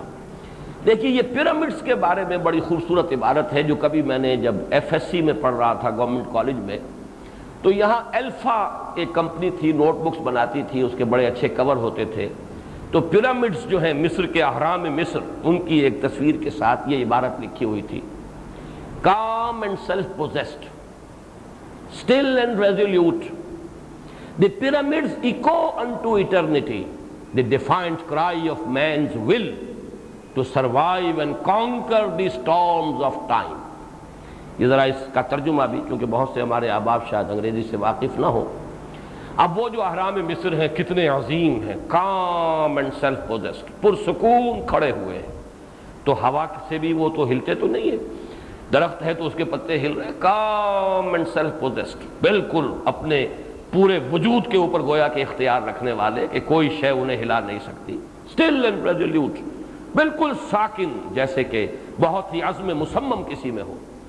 دی پیرامڈس، یہ جو اہرام مصر ہیں جو بنائے گئے ہیں، ایکو انٹو ایٹرنیٹی، یہ ابد تک انسان کے لیے گویا کہ اس کی ایک چیخ ہے، دی ڈیفائنڈ کرائی آف مینز ول، انسان کی یہ خواہش، انسان کا یہ جذبہ، سرکش جذبہ، وہ یہ چاہتا ہے ٹو سروائیو، کہ وہ باقی رہے، خلود اس کے اندر ہو، اس کا نام باقی رہے، اس عمارت کے حوالے سے اس کا نام یاد رہے دنیا میں، اس کا نام لیا جائے، to survive and conquer the storms of time. یہ جو ٹائم ہے سورۃ العصر سے بھی اس کا ربط جڑ رہا ہے، یہ وقت جو ہے اس کے طوفان آ رہے ہیں، ایک طوفان آیا اور قوم نوح ختم ہو گئی، ایک اور وقت کا طوفان آیا اور قوم ہود ختم ہو گئی، ایک اور وقت کا طوفان آیا، سلطنت روما کو زوال آ گیا، کوئی اور طوفان، کوئی اور کروٹ آیا، وقت کی کروٹ آئی اور بڑی عظیم سلطنت جو ہے اس کے پرزے اڑ گئے۔ آج ہم اپنی آنکھوں سے دیکھ رہے ہیں، ایک وقت آیا کہ رشین امپائر ایسے کرمبل کر گئی ہے جیسے کہ معلوم ہوتا ہے کہ گھس پڑا ہوا تھا، اندر کچھ تھا ہی نہیں، کیا ہیبت تھی، کیا شان تھی، کیا شکوہ تھا، کیا دبدبہ تھا، کتنا روب تھا، لیکن معلوم ہوا کہ جیسے حضرت سلیمان علیہ السلام کے بارے میں آتا ہے کہ ان کی لاش کھڑی رہ گئی، اس لیے کہ عصا کا سہارا لے کے کھڑے تھے، اسی حال میں جان جو ہے سلب کر لی گئی، کھڑے رہے اور جنوں کو پتہ ہی نہیں چلا، وہ یہی سمجھے رہے کہ یہ کھڑا ہوا ہے اور دیکھ رہا ہے سلیمان ہمیں، وہ لگے رہے کام میں۔ تو اسی طریقے سے لوگ سمجھ رہے تھے کہ بہت بڑی مائٹی امپائر ہے سوویت یونین، اور معلوم ہوا کچھ بھی نہیں، معلوم ہوا کہ وقت کی ایک کروٹ کے ساتھ ختم ہو۔ تو یہ جو سٹارمز آف ٹائم ہے، انسان چاہتا ہے کہ ان پر فتح حاصل کرے اور وہ نیست و نابود ہو کر نہ رہ جائے، اس کا کوئی نہ کوئی نام دنیا میں باقی رہے، اس کے لیے یہ عمارتیں بنائی جاتی ہیں۔ اب دیکھیے کس قدر خوبصورت وہ 2 آیات، اتبنون بکل ریع آیۃ تعبثون، یہ تم ہر اونچی جگہ پر ایک نشانی، اور برا نہ مانے کچھ حضرات، میرے سامنے تو نقشہ آ رہا ہے کہ کتنے محل بنائے ہیں ان سعودی حکمرانوں نے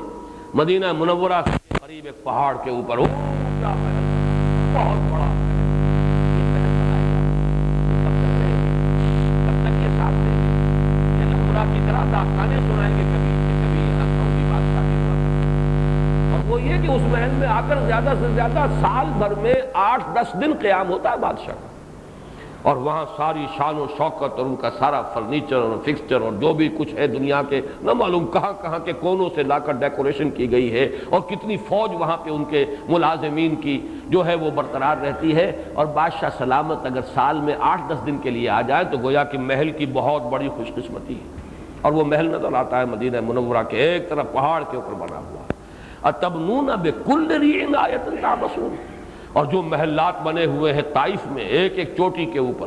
کیونکہ وہ تو پہاڑی علاقہ ہے، اس چوٹی پر فلاں امیر کا محل ہے، اس چوٹی پر فلاں امیر کا محل ہے، اور ان کے مقابلے ہوتے ہیں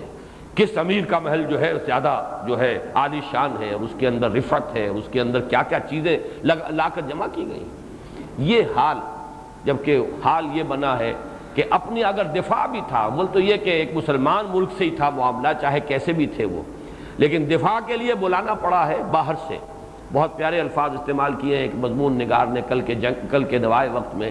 فیس بھر کر امریکی فوجوں کو بلایا ہے، بلینز اور بلینز آف ڈالرز دے کر آیا ہے کہ ہماری جان بچاؤ اور ہماری حفاظت کرو۔ یہ ساری دولت جو ہے اگر عالم اسلام کے بہبود پر خرچ ہوتی،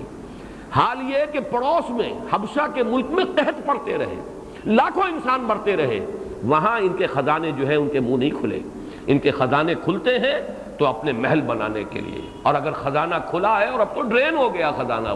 وہ کھلا ہے تو اس لیے کہ امریکی فوجوں کو بلاؤ اور ان کا سارا بل جو ہے وہ ادا کرو اپنی بادشاہت کے تحفظ کے لیے۔ یہ ساری داستانیں ہیں، پہلے پچھلی داستانیں بھی تھیں، ایک دن آئے گا یہ بھی داستانیں محسوس ہوگی۔ اس درجے حماقت میں بھی مسلمان حکمران مبتلا تھے، یہ ان کے گلچھرے تھے، یہ ان کے للے تللے تھے، ان کی دولت کس کام میں صرف ہوتی تھی؟ یہی وسائل، یہی دولت جو ہے، ایک صاحب آج کل آئے ہوئے امریکہ سے بڑی پیاری بات کہتے ہیں، کوئی 150-200 بلین غالباً ہے کہ جو کویت کے ایسٹس ہیں ویسٹرن ممالک کے اندر، اور بڑی پیاری بات وہ کہتے ہیں، اگر ایک دفعہ وہ کہتے ہیں کہ جناب جابر الصباح صاحب ہمارے ملک میں قدم نہ رکھنا، کون سی طاقت ہے ان کے پاس کہ ان سے ایسٹس وصول کر لیں گے اپنے؟ شہنشاہ ایران جب بھاگا تھا 42 بلین لے کر گیا ہے،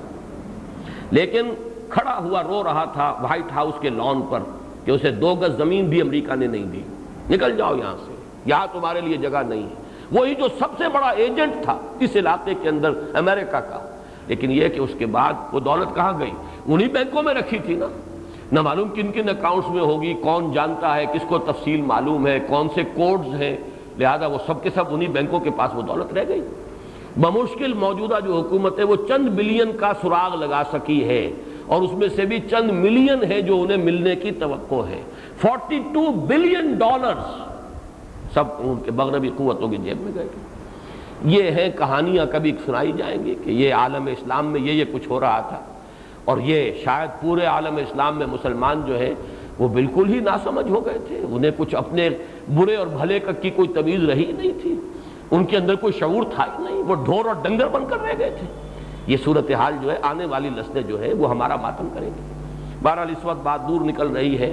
اتبنون بکل ریع آیۃ تعبثون وتتخذون مصانع لعلکم تخلدون، یہ وہ defined cry of man's will، calm and self-possessed, still and resolute, the pyramids echo unto eternity، ابد کے لیے، اور وہ ایک پکار جو ہے گویا کہ صدائے بعد گشت اس کی آتی رہتی ہے کہ یہ کیا کہہ رہے ہیں زبان حال سے، کہ انسان میں وقت کے طوفانوں کو فتح کرنے اور اپنی یاد، اپنے نام کو باقی رکھنے کا جذبہ اتنا ہے کہ شہنشاہوں نے ایسے ایسے اپنے مقبرے بنا دیے ہیں، لاکھوں انسان لگے ہوں گے، کتنے مین آور صرف ہوئے ہوں گے ان پیرامڈز کی تعمیر پر، کتنے ہزاروں لوگ جو ہیں وہ کچلے گئے ہوں گے ایک ایک چٹان کے ذرا سے پھسل جانے پر، جیسے کہ چیونٹیاں جو ہے وہ مسل جاتی ہیں، کوئی پتھر ان پر گر جائے، ایسے انسان جو ہے ختم ہوئے ہیں، تب یہ پیرامڈز بنے۔ یہ ہے اصل میں ویل لکل ہمزۃ لمزہ الذی جمع مالا وعددہ یحسب ان مالہ اخلدہ، وہ سمجھتا ہے کہ اپنے اس مال کے ذریعے سے مجھے خلود اور دوام اور ہمیشگی حاصل ہو جائے گی، میں نہیں رہوں گا، میرا نام رہے گا، دنیا دیکھے گی کیسی عمارت بنائی ہے، کیسی یادگاریں چھوڑ گئے ہیں، کیسے کیسے محل، الحمرا جیسے محل بنا گئے، ہمارا نام تو زندہ رہے گا۔ کلا، ہرگز نہیں۔ کلمہ رضا، تمہاری یہ ساری سوچ، تمہاری یہ ساری دلچسپیاں، تمہاری یہ دنات اخلاقی، یہ سب جو ہے کچھ نہیں۔ انجام کیا ہوگا؟ جیسا کہ میں نے عرض کیا تھا، دنیا میں اگر الا الذین آمنوا وعملوا الصالحات وتواصوا بالحق وتواصوا بالصبر، یا تو یہ راستہ اختیار کرو، یا چنا کن یا چنی۔ چنی پھر یہ ہے ہومزہ لومزہ جمع مالا وعددہ یحسب ان مالہ اخلدہ، بہت اونچا کوئی ہوگا تو اس تیسری آیت تک پہنچ جائے گا کہ کوئی بڑی یادگار اپنی چھوڑ جائے اپنی دولت کے بل پر۔ مجھے وہ شعر یاد آ رہا ہے صاحب لدھیانوی کا کہ ایک شہنشاہ نے دولت کا سہارا لے کر ہم غریبوں کی محبت کا اڑایا ہے مذاق۔ محبتیں تو نہ معلوم کتنے شوہروں کو اپنی بیویوں سے ہوں گی، لیکن وہ شہنشاہ تھا، اس نے یہ لاکھوں روپے خرچ کیے ہیں اور اپنی محبت کی نشانی دنیا میں چھوڑی ہے۔ تو اس ایک شہنشاہ نے دولت کا سہارا لے کر ہم غریبوں کی محبت کا اڑایا ہے مذاق۔ یہ دنیا میں بہرحال وہ تو کوئی تاج محل تو کوئی ہی بنا سکے گا، اور اہرام مصر تو بہرحال ان شہنشاہوں نے بنائے، لیکن ہر انسان جو اس دنات کے اندر مبتلا ہو جاتا ہے، ایک آرزو اس میں ہوتی ہے کہ اس کا نام زندہ رہے، اور جیسا کہ میں نے عرض کیا اولاد کی خواہش بھی اسی کا مظہر ہے۔ اور یہاں میں اپنا ایک مشاہدہ اور آپ کو بتاؤں، میں نے متعدد اشخاص کا مشاہدہ کیا ہے، اور جن لوگوں کے ہاں اولاد نہیں ہوتی، میں نے یہ دیکھا کہ وہ دولت کے زیادہ ہی پجاری ہو جاتے ہیں، دولت کی محبت شدید ہوتی ہے۔ اس کی وجہ یہ ہے کہ یہ جو خلود کا جذبہ ہے، جو دو حوالوں سے اگر اس میں تقسیم ہو جاتا تو کچھ وہ اولاد کی محبت اس میں بھی دیکھتا ہے، یہ میری اولاد ہے، میرا نام زندہ رکھے گی، یہ میرا تسلسل، میرے وجود ہی کا تسلسل ہے، کچھ ادھر وہ ڈھل گیا اور کچھ ادھر دولت کی طرف۔ لیکن جن کے ہاں اولاد نہیں ہوتی وہ جیسے پیسے کے پجاری بنتے ہیں، جیسے سنبھال کر رکھتے ہیں، جتنے بخیل اور خسیس ہو جاتے ہیں، عام اولاد والے ویسے نہیں ہوتے۔ اور اس کا بھی اصل سبب یہی ہے کہ ان کے لیے یہ خلود دو شکلوں سے اس کی امید ہے، جبکہ ان کے لیے تو صرف ایک ہی شے رہ گئی۔ اس کو ذرا اور نیچے اتر کر دیکھیے تو اولاد والے کو یہ توقع بھی ہوتی ہے میں بوڑھا ہو جاؤں گا تو میری اولاد لک آفٹر کرے گی، میرا سہارا بنے گی، جیسے میں نے اسے پالا پوسا، اپنی جوانی اپنی انویسٹ کی ہے اولاد میں، تو میرے بڑھاپے کے وقت وہ کچھ تو ریپے کریں گے، ایک توقع ہوتی ہے۔ اور مشرقی ممالک میں تو الحمدللہ کہ کچھ نہ کچھ اس کا رنگ موجود ہے۔ لیکن یہ کہ اگر اولاد نہیں ہے تو اب سارا سہارا دولت پر ہوتا ہے، مجھ پر برا وقت آ جائے، مجھ پر بڑھاپا آ جائے، کوئی میری خدمت کرنے والا نہیں ہوگا، چار پیسے میرے پاس نظر آئیں گے تو کوئی دور سے بھی آ جائے گا خدمت کرنے کے لیے، لیکن یہ ہے کہ اگر نہیں ہے تو میں کس کا سہارا لوں گا۔ تو مختلف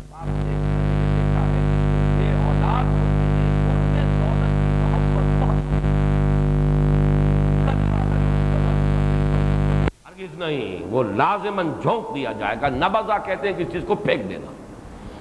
نبذ فریق من الذین اوتوا الکتاب کتاب اللہ وراء ظہورہم، پھینک دی ان لوگوں نے جنہیں کتاب دی گئی تھی، ان کے گروہ نے اللہ کی کتاب کو اپنی پیٹھوں کے پیچھے پھینک دیا۔ لَيُنبَذَنَّ فِي الْحُطَمَةِ، لازماً پھینک دیے جائیں گے وہ حطمہ میں۔ یہ لفظ پھر وہ فعلا کے وزن پر آیا ہے، اور حتم کے لفظی معنی بھی کسر ہیں، یہ ذرا نوٹ کر لیجئے، توڑنا، کسی شے کا چورا چورا کر دینا، ریزہ ریزہ کر دینا، یہ حتم کے معنی۔ چنانچہ یہ لفظ آیا ہے سورہ نمل میں کہ وہ جب حضرت سلیمان اپنے لشکر کے ساتھ لے کر جا رہے تھے تو ایک وادی پر سے گزرے، وادی نمل، اس میں کیڑیاں تھیں بہت، چیونٹیوں کے بڑے بڑی کالونیز تھیں۔ تو اس وقت جو ملکہ تھی ان کی، اس نے کہا کہ یا ایھا النمل ادخلوا مساکنکم، اپنے بلوں میں گھس جاؤ، اپنی کالونیز کے اندر گھس جاؤ، لا یحطمنکم سلیمان وجنودہ، تمہیں کچل کر نہ رکھ دیں اور پیس کر نہ رکھ دیں یہ سلیمان اور ان کے جو لشکری ہیں، تم تو ختم ہو جاؤ گے۔ تو حتم کہتے ہیں کسی شے کو پیس کر ریزہ ریزہ کر دینا۔ تین اور جگہوں پر یہ لفظ آیا ہے حطامہ، کہ جب مثلا گھاس پیدا ہوئی، بارش کا چھینٹا پڑا، گھاس ہو گئی، پھر وہ اس کے بعد وہ زرد پڑ گئی، خشک ہو گئی، پھر وہ ریزہ ریزہ ہو کر پاؤں تلے کچلی جاتی ہے، تو وہ بھی حطامہ۔ اس کے ساتھ ہی نوٹ کیجئے کہ حشم کا لفظ بھی عربی زبان میں ہے اس کے قریب ہی، حشم، حقم، یہ قریب ہے مخرج، حشم، حقم، بڑی ہا چھوٹی ہا، شین طا میم تو ہے ہی ہے۔ حشیم بھی کہتے ہیں کوئی شے جو ریزہ ریزہ ہو جائے، چورا چورا ہو جائے، حشیمن تذروہ الریاح، وہ اب جو ساری جو روئیدگی تھی اور فصل تھی جب کٹ گئی تو اس کا چورا چورا، یا یہ کہ جو گھاس تھی روندی گئی، خشک ہو گئی، چورا چورا ہو گئی، تذروہ الریاح، حشیمن تذروہ الریاح، اب وہ چورا چورا ہو گئی اور اسے ہوائیں اڑاتی ہیں۔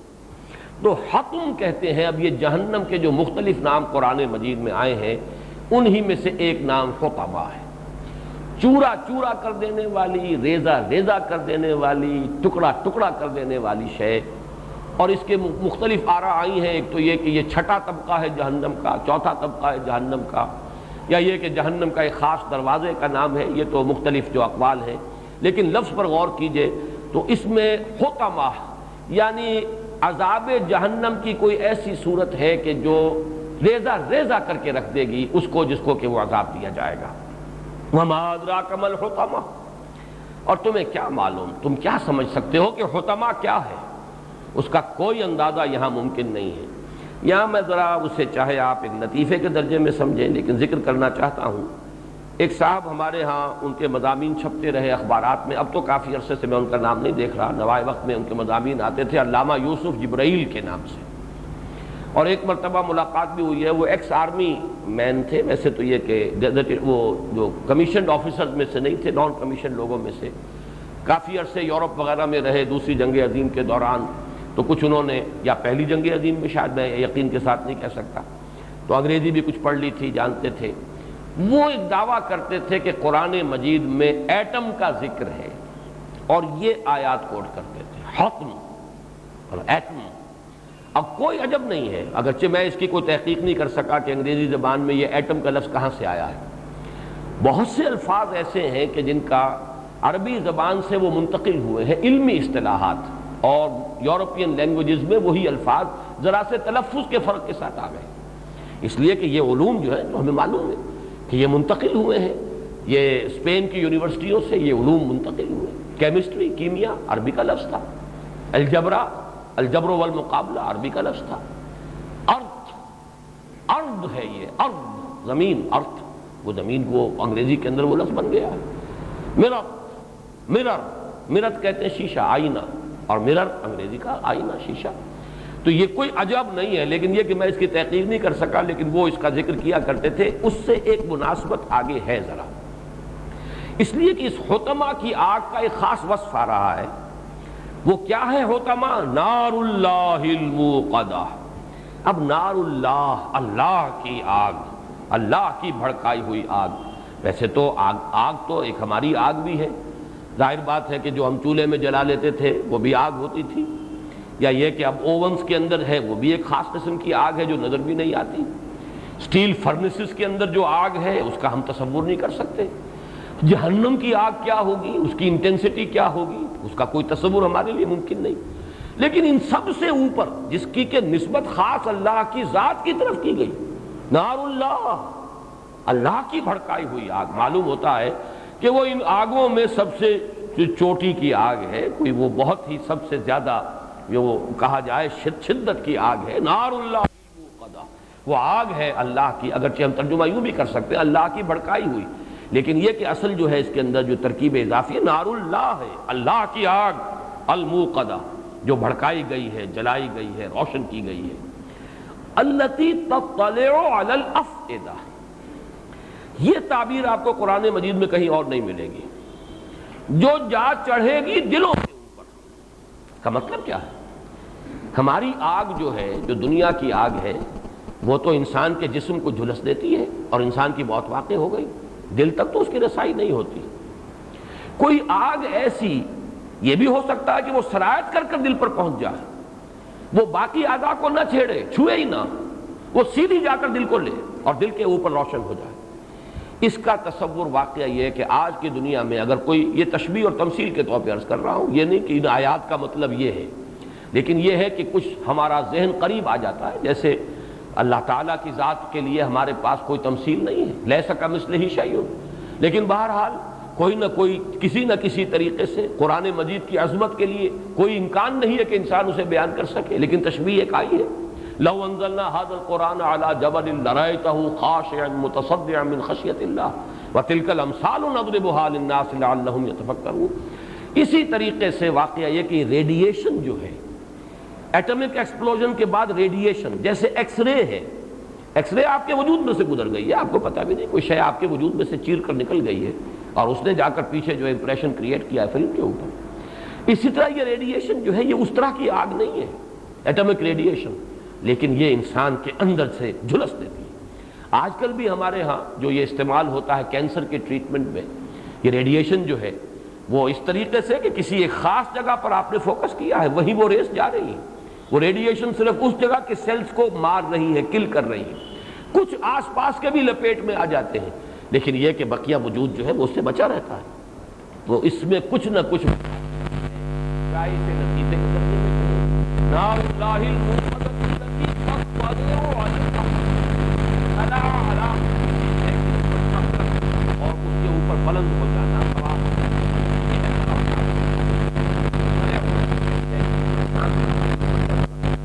یہ جو ہے دل پر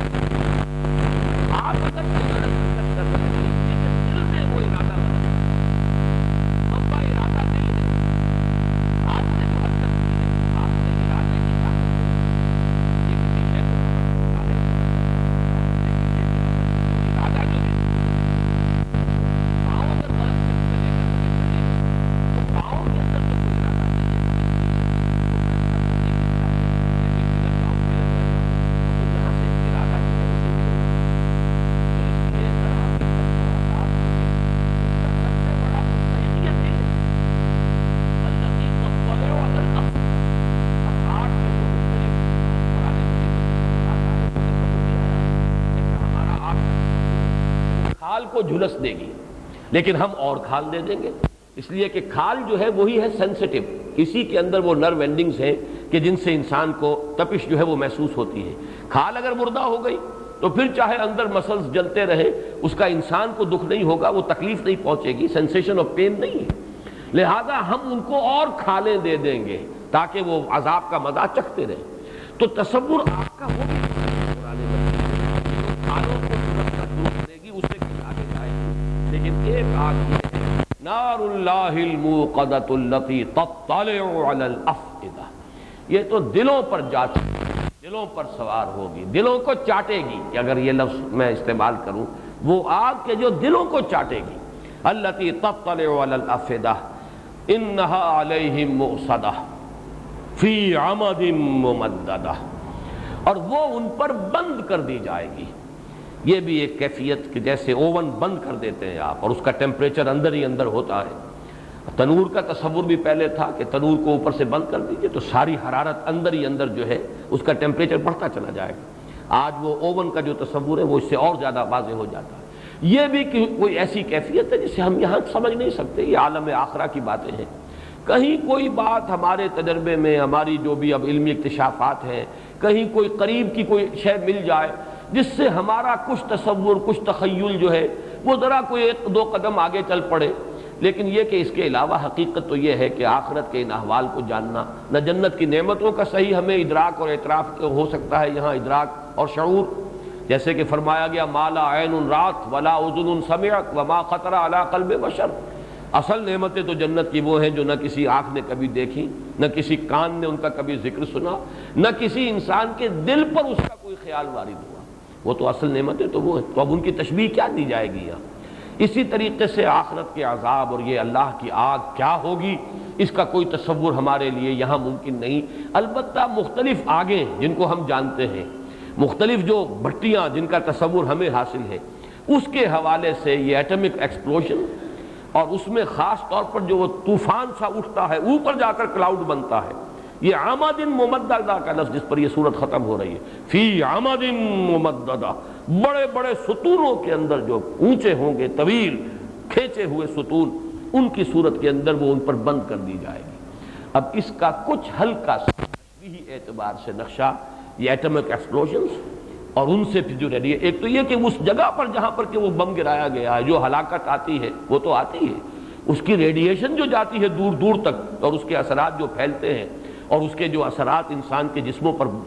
مترتب ہوتے ہیں، ان کا کچھ ہلکا سا سمجھیے، اس کو بھی آپ 1,00,000 سے 1,00,00,000 سے ضرب دیجئے تب کہیں جا کر اس آگ کا تذکرہ ہوگا جو قرآن مجید یہاں بیان کر رہا ہے۔ بہرحال حاصل اس سورہ مبارکہ کا یہ ہے، اگر تو سورۃ العصر کا راستہ اختیار کرو، یہ لسان العصر کا پیغام ہے، ان وعد اللہ حق، یاد رکھ، تو یہ سورۃ العصر کا پیغام یہ ہے کہ یہ ہے سیدھا راستہ۔ عافیت چاہتے ہو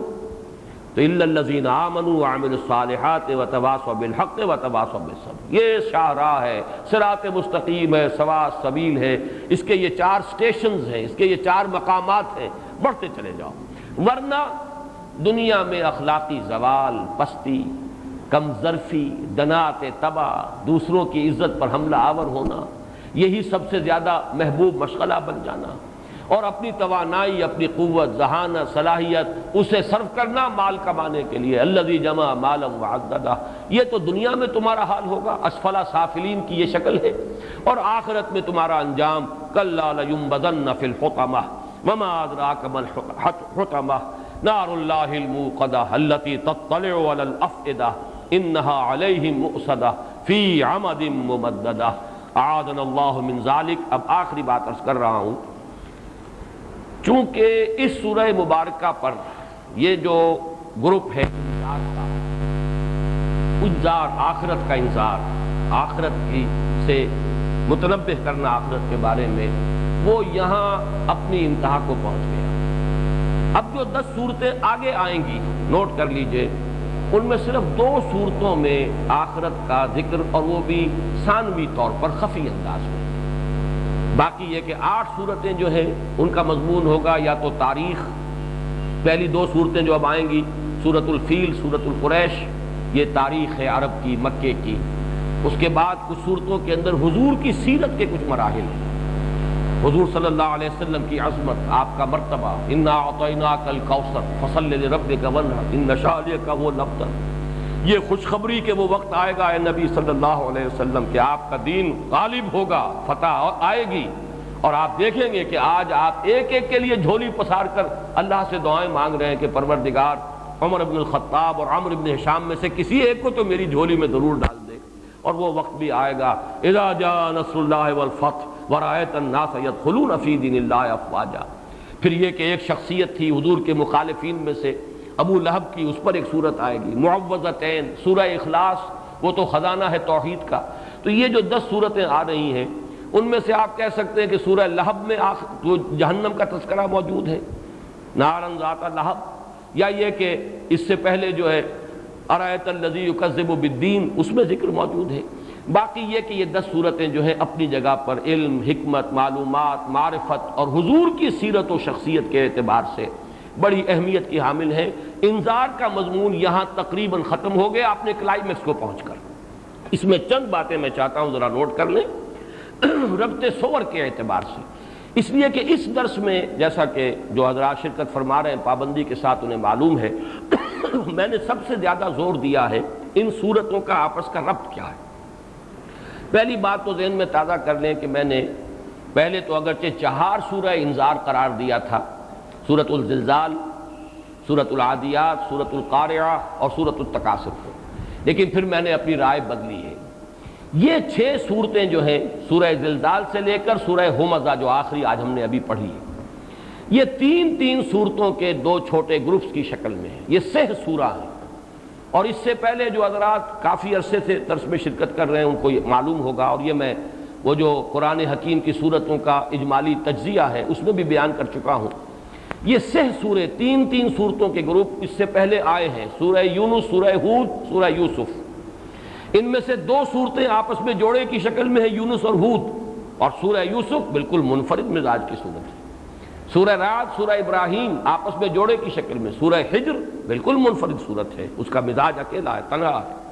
اسی طریقے سے سورہ نحل منفرد مزاج کی صورت، اور سورہ بنی اسرائیل اور سورہ کہف نہایت حسین جوڑا ہے۔ اسی طرح ان صورتوں کے اندر بھی تین صورتیں پہلی اور تین صورتیں یہ آخری، ان کے مابین جو ربط ہے اسے ذرا سمجھ لیجیے۔ یہ جو سہ سورہ ہم نے آج ختم کیا ہے، اس میں ذرا نوٹ کیجئے سورۃ التکاثر کا مضمون کیا ہے۔ یہ مال و دولت دنیا، یہ اقبال کے الفاظ مستعار میں نے لیے ہیں، اور ان کی بہتات کی طلب تمہیں غافل کیے رکھتی ہے، حقائق کی طرف متوجہ ہونے ہی نہیں دیتی۔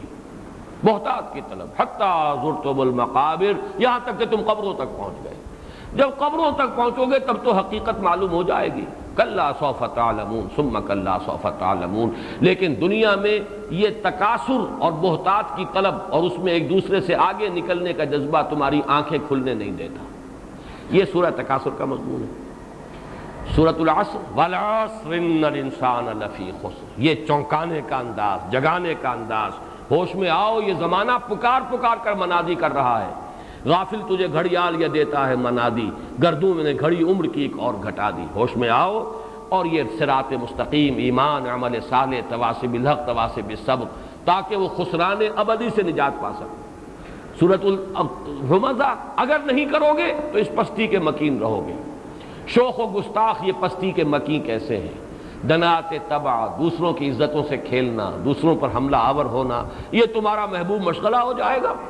اور پھر یہ کہ مال کی بہتات، وہی جو سورہ تکاثر سے بات شروع ہوئی تھی، الذی جمع مالا وعددہ، یہ تمہاری سعی و جہد کا منتہا مقصود ہوگا، اور آخرت میں دوزخ، حطمہ، چورا چورا کر دینے والی شے۔ اس سے سورہ تکاثر اور سورہ ہمزہ کے اندر جو آپس میں نسبت ہے، سورۃ العصر میں نے عرض کیا تھا کہ جیسے نگینہ جڑا ہوا ہو، دونوں طرف انگوٹھی جو ہے اس کے دونوں سائیڈز ہیں، یا ہار ہے بہت خوبصورت، اس میں اور پھول لگے ہوئے لیکن نیچے جو ہے وہ ایک کوئی بہت بڑا ہیرا ہے، کوہ نور فرض کیجئے کہ وہ وہاں پر موجود ہے، ٹکا ہوا ہے۔ تو سورۃ العصر ان کے مابین ہے۔ اصل اختین یا زوجین کی نسبت جو ہے، دو بہنیں یا یہ نسبت زوجیت، یہ سورۃ التکاثر اور سورۃ الہمزہ کے اندر موجود ہے۔ اس میں جو چیزیں مشابہت کی ہیں، جیسا کہ میں نے ہمیشہ نوٹ کرایا کہ نسبت زوجیت میں مشابہت بھی ہوگی اور کسی اعتبار سے ایک دوسرے سے ریسیپروکل نسبت بھی ہوگی۔ اب دیکھیے سورہ تکاثر میں آیا الہاکم التکاثر، اور سورہ ہمزہ میں آیا الذی جمع مالا وعددہ، تکاثر بہتات کی طلب، اور یہاں مضمون آ گیا جس نے مال جمع کیا اور گنتا رہا۔ سورہ تکاثر میں آیا لَتَرَوُنَّ الْجَحِيمَ ثُمَّ لَتَرَوُنَّهَا عَيْنَ الْيَقِينِ، جہنم دیکھ کر رہو گے اور پھر اپنی آنکھوں سے دیکھو گے اسے۔ یہاں فرمایا گیا کَلَّا لَيُنبَذَنَّ فِي الْحُطَمَةِ وَمَا أَدْرَاكَ مَا الْحُطَمَةُ نَارُ اللَّهِ الْمُوقَدَةُ الَّتِي تَطَّلِعُ عَلَى الْأَفْئِدَةِ۔ سابقہ جو سہ سورہ تھا، سورہ زلزال، سورہ عادیات اور سورہ قارعہ، وہ تین صورتیں، سورہ تکاثر اور سورۃ العصر کو درمیان میں سے بھول جائیے تو نگینہ ہے درمیانی، نسبت زوجیت سورہ تکاثر اور سورہ ہمزہ کے مابین ہے۔ ان میں دیکھیے مضامین کے مشابہت۔ سورہ زلزال میں لِيُرَوْا أَعْمَالَهُمْ، تمہارے تاکہ ان کو اعمال انہیں دکھا دیے جائیں۔ سورہ تکاثر میں یہی مضمون آیا کَلَّا سَوْفَ تَعْلَمُونَ ثُمَّ كَلَّا سَوْفَ تَعْلَمُونَ، یقیناً تم دیکھ لو گے، تمہارے سامنے آ جائے گی ہر چیز، حقائق منکشف ہو جائیں گے۔ سورہ عادیات میں فرمایا ارتقا ہو رہا ہے ان ربہم بہم یومئذ لخبیر، یقیناً ان کا رب اس دن ان سے پوری طرح باخبر ہوگا، ان کی خبر لے لے گا، ان کے احوال جانچ لے گا۔ سورہ تکاثر میں یہی مضمون آیا ثم لتسألن یومئذ عن النعیم، پھر تم سے لازماً حساب لے لیا جائے گا، سوال کیا جائے گا اس روز نعمتوں کے بارے میں۔ سورہ قارعہ میں فرمایا فَأُمُّهُ هَاوِيَةٌ وَمَا أَدْرَاكَ مَا هِيَ نَارٌ حَامِيَةٌ، اور یہاں جیسا کہ ابھی ہم نے بار بار نوٹ کیا سورہ ہمزہ میں مضمون آ گیا کَلَّا لَيُنبَذَنَّ فِي الْحُطَمَةِ وَمَا أَدْرَاكَ مَا الْحُطَمَةُ نَارُ اللَّهِ الْمُوقَدَةُ الَّتِي تَطَّلِعُ عَلَى الْأَفْئِدَةِ۔ اب جیسا کہ میں عرض کر چکا ہوں انذار کا مضمون اختتام کو پہنچا ان صورتوں پر سب سے گاڑھا. یہی وجہ ہے سورہ زلزال کو قرآن کے چوتھائی یا قرآن کا نصف قرار دیا گیا. سورہ تکاثر کو 1000 آیات کے مساوی قرار دیا گیا. گویا کہ قرآن مجید کا 1/6 بن جائے گا. 6000 آیات ہیں تقریباً کچھ اوپر. یہ اسی لیے ان کے اندر وہ انذار جو ہے بہت ہی مؤثر انداز میں انذار ہے، کپ کپی طاری کر دینے والا. ذرا سا بھی انسان کو یہ گمان بھی ہو، میں کہتا ہوں کہ یہ اللہ کا کلام ہے جو میں پڑھ رہا ہوں، تو کہاں اٹھے گا؟ سورہ زلزال کو پڑھ کر، سورہ تکاثر کو پڑھ کر، سورہ قاریہ کو پڑھ کر، سورۃ العادیات کو پڑھ کر، سورہ ہمزہ کو پڑھ کر. اور آخری بات میرے نزدیک انذار اپنی انتہا کو پہنچا ہے سورۃ العصر میں. وہ جملہ میں سنا رہا ہوں آپ کو دوبارہ، اور اسی پر آج کا ہمارا بیان ختم ہوگا، جو امام رازی نے نہایت جامع جملہ کہا ہے: هذه الآیۃ فیہا وعید شدید. یہ آیت جو ہے ان الانسان لفی خسر الا الذین آمنوا وعملوا الصالحات وتواصوا بالحق وتواصوا بالصبر، اس میں بڑی شدید وعید ہے. کیوں؟ لأن اللہ تعالی حکم بالخسار علی جمیع الناس، اس لیے کہ اللہ نے تو تمام انسانوں کی بربادی، تباہی، ناکامی، خسران ابدی کا فیصلہ کر دیا ہے. الا من کان آتیا بہذہ الاشیاء الاربعہ، سوائے ان لوگوں کے جو ان 4 شرطوں کو پورا کریں. وہی الایمان والعمل الصالح والتواصی بالحق والتواصی بالصبر. ایمان، عمل صالح، تواصی بالحق، تواصی بالصبر. کٹھن سے کٹھن مرحلہ ہے. باقی جگہ قرآن مجید میں ایمان کے ساتھ صرف عمل صالح، یہاں امر بالمعروف اور نہی عن المنکر، حق کا اعلان، چاہے باطل کے